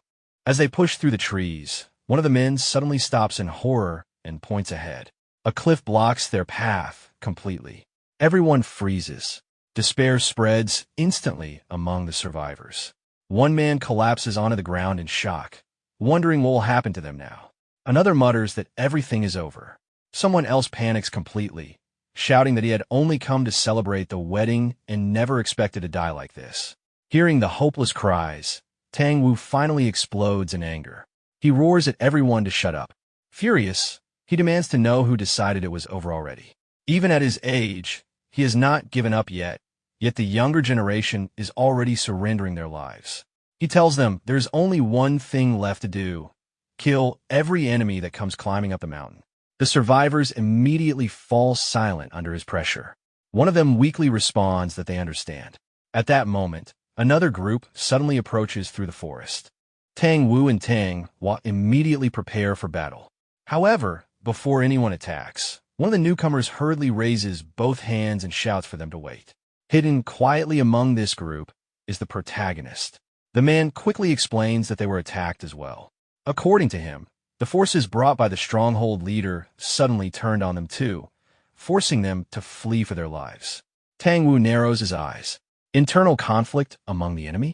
If that is true, then this may be their only opportunity to break through the encirclement and descend the mountain again. Tang Wu immediately orders everyone to move aside if they do not wish to die, because they are heading back down the mountain immediately. Before anyone can move, a loud voice echoes from the forest. The laughter alone is enough to freeze the atmosphere. Everyone turns toward the source of the voice in shock. From behind the trees, Water Shadow slowly emerges alongside Shifting Shadow and a massive army of enemy soldiers. Shifting Shadow walks forward casually while mocking Tang Wu for running so desperately only to corner himself like a rat trapped inside a jar. Tang Wu becomes furious and demands to know who he really is. In response, Shifting Shadow calmly transforms back into the appearance of Du Hyo-ok. Seeing that familiar face again, Tang Wu's rage intensifies instantly. Water Shadow coldly tells Shifting Shadow to stop wasting time and deal with the soul-chasing poison hand already. But Shifting Shadow only smiles. According to him, Tang Wu is going to die anyway, so there is no reason to rush. Besides, one particular person still has not arrived yet, and there is something he wishes to ask first. He then turns toward Tang Wu and calmly asks about the person Tang Wu had been carrying around earlier. That worthless piece of trash. Where is he now? Hidden among the surviving soldiers, the protagonist quietly watches Shifting Shadow. From their perspective, he realizes he has become someone who absolutely must be hunted down and killed. The flash of light that appeared that night and his repeated interference must have completely ruined their original plans. With trembling fingers, he grabs the area above his heart. Despite the danger, a chaotic excitement spreads across his face. Meanwhile, Shifting Shadow slowly scans the surroundings. An expert capable of unleashing a light like that could not possibly have died so easily. He is certain the person is still somewhere nearby. He suddenly shouts loudly into the mountain. If that person is hiding, they should come out immediately. He reminds them that he already said they would meet again. If they do not reveal themselves before he finishes counting to 3, at that exact moment, the protagonist draws his whip sword. With a single precise strike, he instantly cuts down several of Shifting Shadow's soldiers. Shifting Shadow immediately notices him and breaks into a twisted smile. Finally, he found him. But before anyone can react further, the protagonist opens his inventory. A massive beam of blue light erupts from the ground. The sudden flash blinds everyone present. Shifting Shadow instinctively shields his eyes. When the light fades, the protagonist and the corpses he had just created are gone completely. Shifting Shadow stares at the empty space in shock. He disappeared. Recalling the brief moment before the light vanished, Shifting Shadow remembers seeing a shadow moving within it. His eyes slowly shift toward the cliff nearby. He immediately leaps toward the edge and looks down below. Even Tang Wu would not survive such a fall unharmed. Did he commit suicide? Or perhaps, before he can finish his thoughts, Namgung Hai slowly regains consciousness behind him. Still staring down the cliff, Shifting Shadow clicks his tongue in irritation. The situation leaves an unpleasant feeling in his mouth. He then turns toward Namgung Hai with a smile. It is unfortunate, but he supposes he will have to settle for her instead. Still confused and unaware of the situation, Namgung Hai slowly rises and looks at him in disbelief. She nervously calls him Young Master Du and asks what is happening and why he is doing this. Shifting Shadow mockingly asks whether she has always been too foolish to understand the situation around her. At that moment, Tang Wu immediately steps in front of both Tang Hua and Namgung Hai. He orders them to fall back because the enemies are coming. Shifting Shadow casually turns toward his soldiers and orders them to kill Tang Wu, but before he can finish speaking, a loud voice suddenly echoes from behind the enemy forces. Someone loudly tells them to wait. a man pushes through the soldiers while complaining for them to move aside. It is Silver Shadow. Grinning arrogantly, he asks whether they were truly planning to start the feast without someone as great as him. Tang Wu's expression hardens immediately. The enemies they already faced were at the level of peak experts from great clans, yet another monster of similar caliber has appeared. Then Tang Wu notices something horrifying. Silver Shadow is carrying a severed head. With a grin, Silver Shadow throws it toward Tang Wu and announces that he brought a gift. The head rolls across the ground. Namgung Hai stares at it blankly before freezing in horror. Silver Shadow spreads his arms dramatically and proudly reveals his present, the freshly severed head of the Namgung clan patriarch. The moment Silver Shadow reveals the severed head of the Namgung clan patriarch, everyone freezes in horror. Namgung Hai trembles violently before running toward the head lying on the ground. Tang Hua immediately chases after her, trying to stop her. With shaking hands, Namgung Hai slowly lifts the severed head of her grandfather. Words fail to leave her mouth properly as shock overwhelms her. The moment she fully recognizes him, her mind collapses into grief. She clutches the head tightly and breaks down, calling out to her grandfather in despair. Watching the scene unfold, Silver Shadow bursts into uncontrollable laughter. He laughs so hard that he can barely speak properly. To him, the sight of the first beauty of Anhui crying while holding her grandfather's severed head is amusing beyond measure. He openly admits that this exact kind of ruined, sorrowful expression is what excites him the most. Silver Shadow proudly declares that bringing the head truly was the perfect gift. He continues laughing while pointing toward everyone else, asking why nobody else seems amused. Both Water Shadow and Shifting Shadow stare at him with visible irritation. Water Shadow clenches her teeth and curses him as a madman. Even Shifting Shadow looks disgusted, muttering that Silver Shadow is not even human anymore. Silver Shadow awkwardly protests. From his perspective, they already destroyed the Namgung clan, and Tang Wu will soon die as well. That would make 2 beyond peak experts dead, along with 2 beautiful women for him to keep beside him. At that moment, Tang Wu suddenly activates the Dragon Phoenix Golden Needles. Using his hidden arts, he launches both Tang Hua and Namgung Hai into the air with tremendous force, sending them down the cliff. Namgung Hai cries out in shock. Tang Wu reveals that he poured half of his remaining internal energy into the needles. Even so, he knows it is not enough for them to descend the cliff safely. Their limbs may be destroyed. They may even become crippled for life. But none of that matters to him anymore. Their survival is more important than anything else. Shifting Shadow immediately realizes what Tang Wu is doing and shouts at him in anger. Ignoring him completely, Tang Wu roars toward Tang Hua as the 2 girls descend the cliff. He commands Tang Hua of the Sichuan Tang clan to survive no matter what. Even if broken, even if ruined, she must stay alive and one day return to repay this blood debt in his place. As Tang Hua is dragged downward by the power of the needles, she desperately screams for her grandfather. Silver Shadow completely loses his temper. Furious that Tang Wu took away the women he considered his prizes, he immediately draws his sword and launches himself toward Tang Wu. But before he can reach him, Tang Wu releases a massive eruption of internal energy. The overwhelming aura explodes outward and violently blasts Silver Shadow backward through the air. Even Silver Shadow becomes shocked by the sudden pressure radiating from Tang Wu's body. Immense energy surges outward from the soul-chasing poison hand. Standing alone before the heavenly demon castle forces, Tang Wu calmly declares that the only thing he still possesses now is the empty title of one of the 10 greats. And from this moment onward, he, Tang Wu, will personally reap their spirit essence. Along with the corpses stored inside his inventory, the protagonist continues descending the massive cliff. He drives his sword deep into the rocky surface and uses it to slow his fall while sliding downward. As he descends, he calculates the distance mentally. He has already descended roughly 500 meters, but there are still well over 1,000 meters left below him. Descending a cliff like this is practically suicide. However, after repeatedly leveling up, his body has become far stronger than before. If he uses the corpses stored inside his inventory as temporary footholds and buffers to reduce the impact of the descent, surviving may still be possible. Suddenly, his sword strikes a massive rock protruding from the cliffside. The impact violently throws him off balance. His sword slips from his hand and falls away. The protagonist immediately panics. But instead of freezing, he instantly activates his inventory.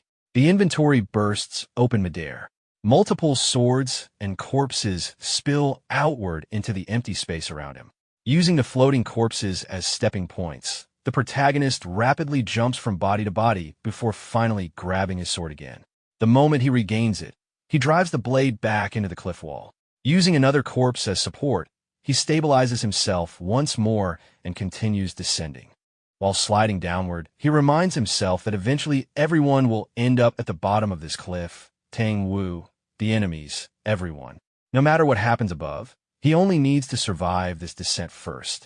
After that, he can look for an opportunity. Meanwhile, at the top of the cliff, immense poisonous energy erupts from Tang Wu's body. Watching the overwhelming aura, Shifting Shadow becomes deeply alarmed. He realizes Tang Wu had been unable to use his full poison arts earlier because he was protecting the others. But now, after sending Tang Hua and Namgung Hai away, Tang Wu no longer has anything holding him back. To Shifting Shadow, the fact that Tang Wu risked even his granddaughter's life at the end proves one thing: the old man has been cornered completely. Shifting Shadow immediately orders all soldiers to attack. After hesitating briefly, the enemy forces charge forward together, shouting for Tang Wu's death. Some even scream that they will personally kill the soul-chasing poison hand themselves. At the same time, the remaining survivors are slaughtered as the enemy army advances through the battlefield. Yet Tang Wu does not move. He calmly stands in place before activating one of his poison arts, soul-dementing Ghost Poison Hand. A massive wave of dense toxic aura erupts outward from his body. The poisonous energy crashes directly into the charging soldiers. The moment it touches them, their bodies begin disintegrating instantly. Flesh melts away, leaving behind little more than fragments and bone. The dying soldiers scream in agony as the toxic aura consumes them alive. Seeing the incoming poisonous wave, Shifting Shadow immediately shouts for the others to block it. Shifting Shadow, Water Shadow, and Silver Shadow all raise their weapons and defend themselves with protective energy. Even while resisting the poison, they are forced backward by the destructive force. The surroundings are devastated completely by Tang Wu's attack. Watching the destruction, Shifting Shadow is genuinely shocked. If they had not consumed antidote beads beforehand, even they might have melted alive under that poisonous aura. Meanwhile, Silver Shadow suffers heavily from the poisonous aura released by Tang Wu. Coughing violently, he stumbles backward as the poison rapidly spreads through his body. He can barely breathe and cannot understand how the others remain unaffected while he alone is suffering. Without hesitation, Water Shadow throws a small antidote bead toward him. Silver Shadow quickly swallows it. Almost instantly, the poison inside his body stabilizes and disappears. Relieved, he gasps for air and complains that the others kept such useful items to themselves. At the same time, Tang Wu grabs one of the surviving enemy soldiers by the head. The terrified soldier desperately begs for someone to save him. Tang Wu crushes the man's skull without hesitation and throws the corpse aside. He then turns toward Shifting Shadow, Water Shadow, and Silver Shadow. Seeing the antidote bead, Tang Wu immediately understands. They came fully prepared to kill him from the very beginning. Even so, he reminds them that the person standing before them is one of the 10 greats of Murim. Did they truly believe a mere antidote bead would be enough to stop Tang Wu? The overwhelming confidence in his voice causes all 3 shadows to tense up. Before any of them can react further, Tang Wu suddenly launches himself forward at terrifying speed. In an instant, he appears directly before them. Even Shifting Shadow is caught off guard by the speed. At that moment, Water Shadow reacts first. She swings her weapon with tremendous force and strikes Tang Wu directly, blasting him backward through the air. Believing she successfully broke through his defense, she smiles confidently. However, even while being launched backward, Tang Wu flicks a poisonous dart toward her. Water Shadow is startled by the sudden counterattack. But before the dart can reach her, Shifting Shadow intercepts it with his hand. He mocks Tang Wu, claiming that hidden weapons alone could never work against them. Then suddenly, the dart transforms into a metallic golden lotus. An enormous explosion erupts instantly. The blast violently throws both Water Shadow and Shifting Shadow through the air. Silver Shadow immediately becomes enraged. Holding both swords in his hands, he charges toward Tang Wu, while shouting that the old man should stop hiding behind concealed weapons and fight properly instead. Midair, Silver Shadow activates his martial technique, Shadowed Phantom Bloom. Dozens of blade energy slashes rain down toward Tang Wu from every direction. Tang Wu coldly points out the hypocrisy of calling him cowardly, while 3 shadows attack one old man together. In response, Tang Wu unleashes a barrage of poisonous darts. As they fly through the air, every dart transforms into a blooming golden lotus. The sky erupts into countless explosions simultaneously. Silver Shadow is blasted backward once again by the chain of detonations. Even while being thrown away, he curses the Tang clan for their incredibly underhanded fighting style. But then his expression suddenly changes. One of Tang Wu's poison darts pierced directly into his leg during the exchange. Standing below, Tang Wu stares at him with a cold, chaotic smile. Then he quietly says, "Caught you." Tang Wu immediately takes advantage of the poison dart lodged in Silver Shadow's leg. Using internal energy, he creates a thin energy thread connected directly to the dart. With a violent pull, Silver Shadow is dragged out of the air toward him. Blood sprays from the wound as his body is forcefully reeled in. Panicking, Silver Shadow quickly raises both swords in front of himself. He prepares to defend, but Tang Wu moves first. Another barrage of poisonous darts shoots forward.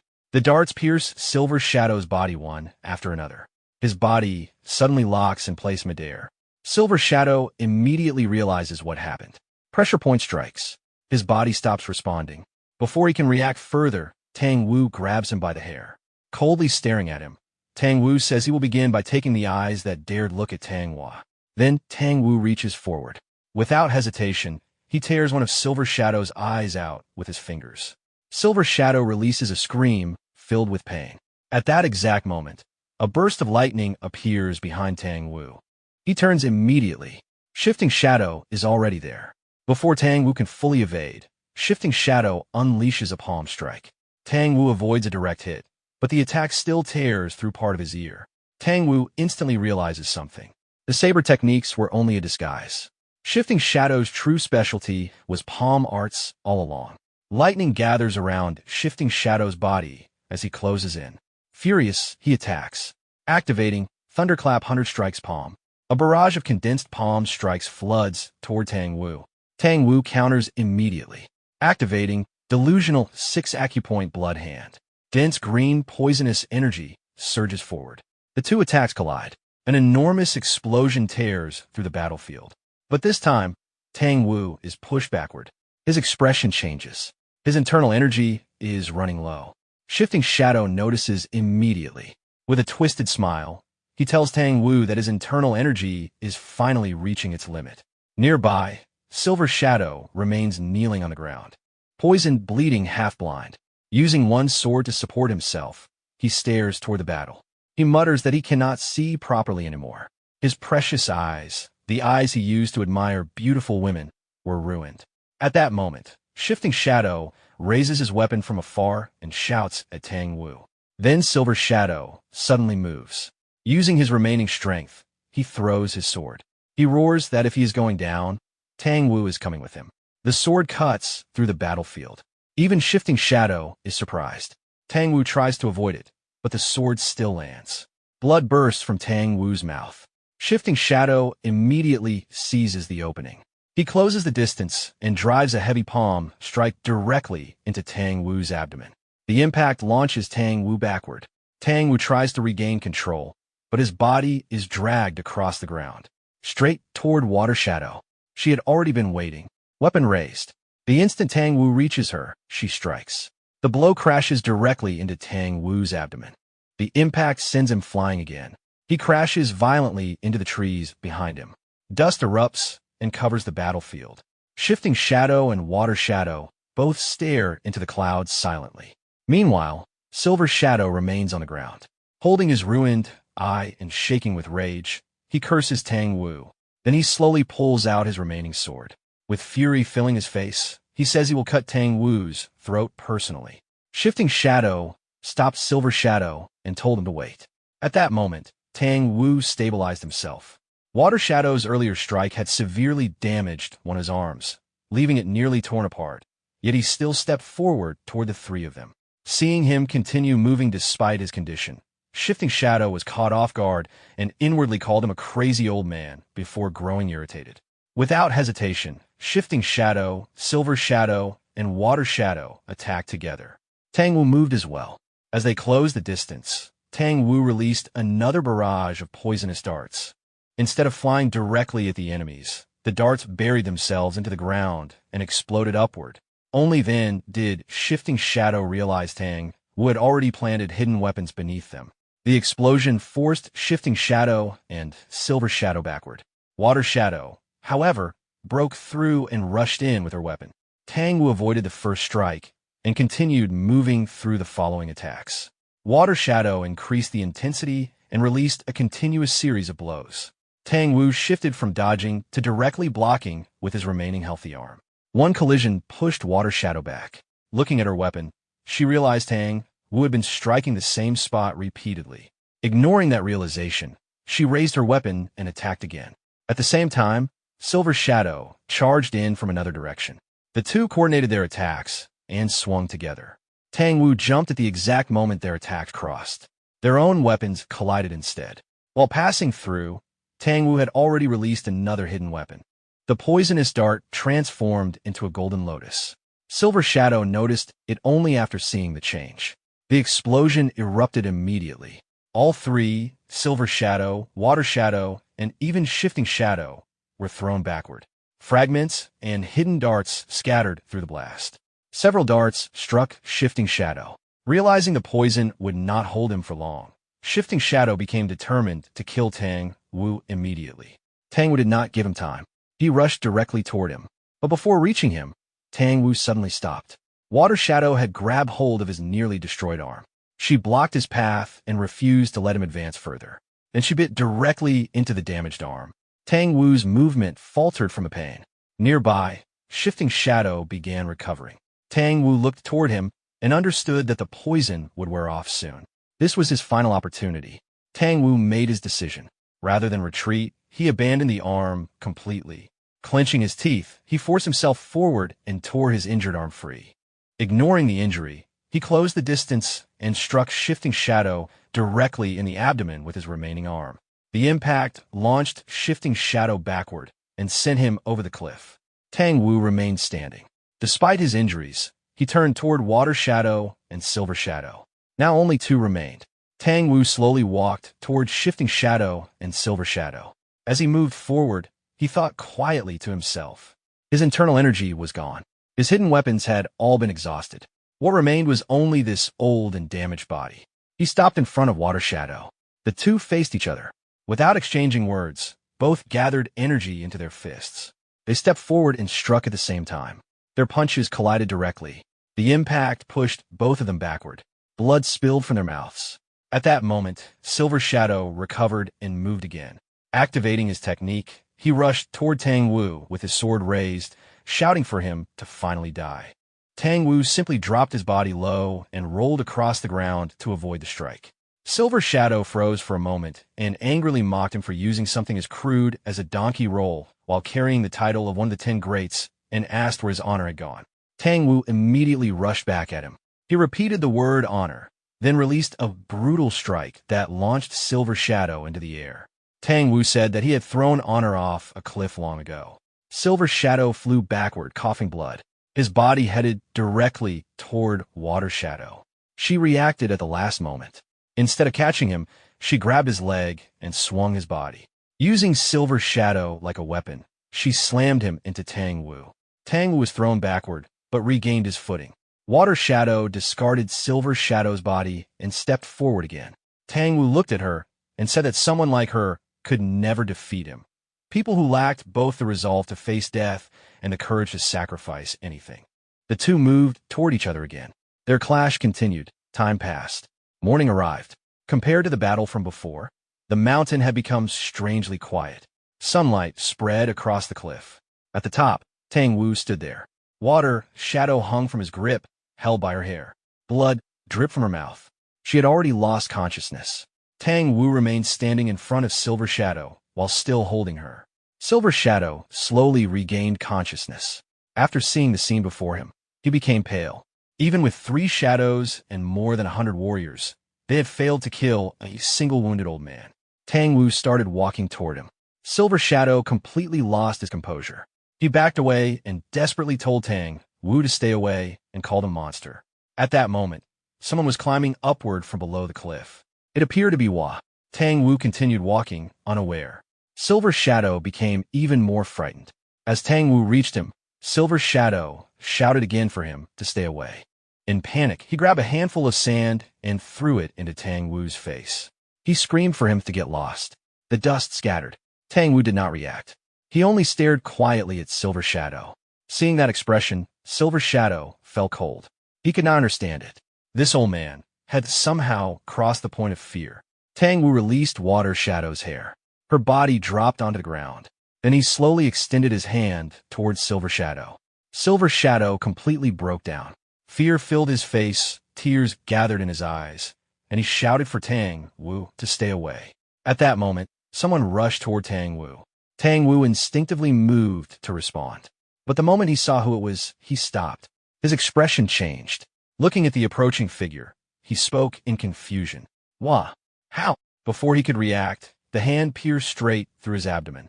Blood spilled, but it was not Hua. The figure's face distorted partially and revealed its true appearance. It was Shifting Shadow. With a twisted smile, Shifting Shadow told Tang Wu that he had finally caught him. Then he pulled his arm back and threw Tang Wu away. Tang Wu crashed across the ground before stopping. Silver Shadow stared at the transformed figure and realized who it was. Meanwhile, Shifting Shadow remained absorbed in his own thoughts. If Tang Wu's punch had contained even a little more internal energy, he would never have made it back up the cliff alive. Looking at Tang Wu sitting wounded on the ground, Shifting Shadow declared that the battle was over. Silver Shadow slowly stood back up. Holding his sword, he agreed. He admitted that he had truly believed he was going to die. Then he walked toward Tang Wu. With a distorted smile, he said Tang Wu would not be allowed an easy death. He talked about taking his eyes, cutting off his limbs, and finishing him last. He even spoke about going down the cliff afterward, but stopped. Tang Wu moved. His arm trembled violently. Still, he slowly raised his hand. His fingers formed a hand sign. Silver Shadow frowned and cursed him for still trying to resist. Tang Wu thought quietly. Compared to the original, this technique was incomplete. But if this was truly where his life ended, then even an imperfect form would have to be enough. Even if it consumed the last fragments of his life. Tang Wu activated heaven-shrouding petal rain. The sky changed.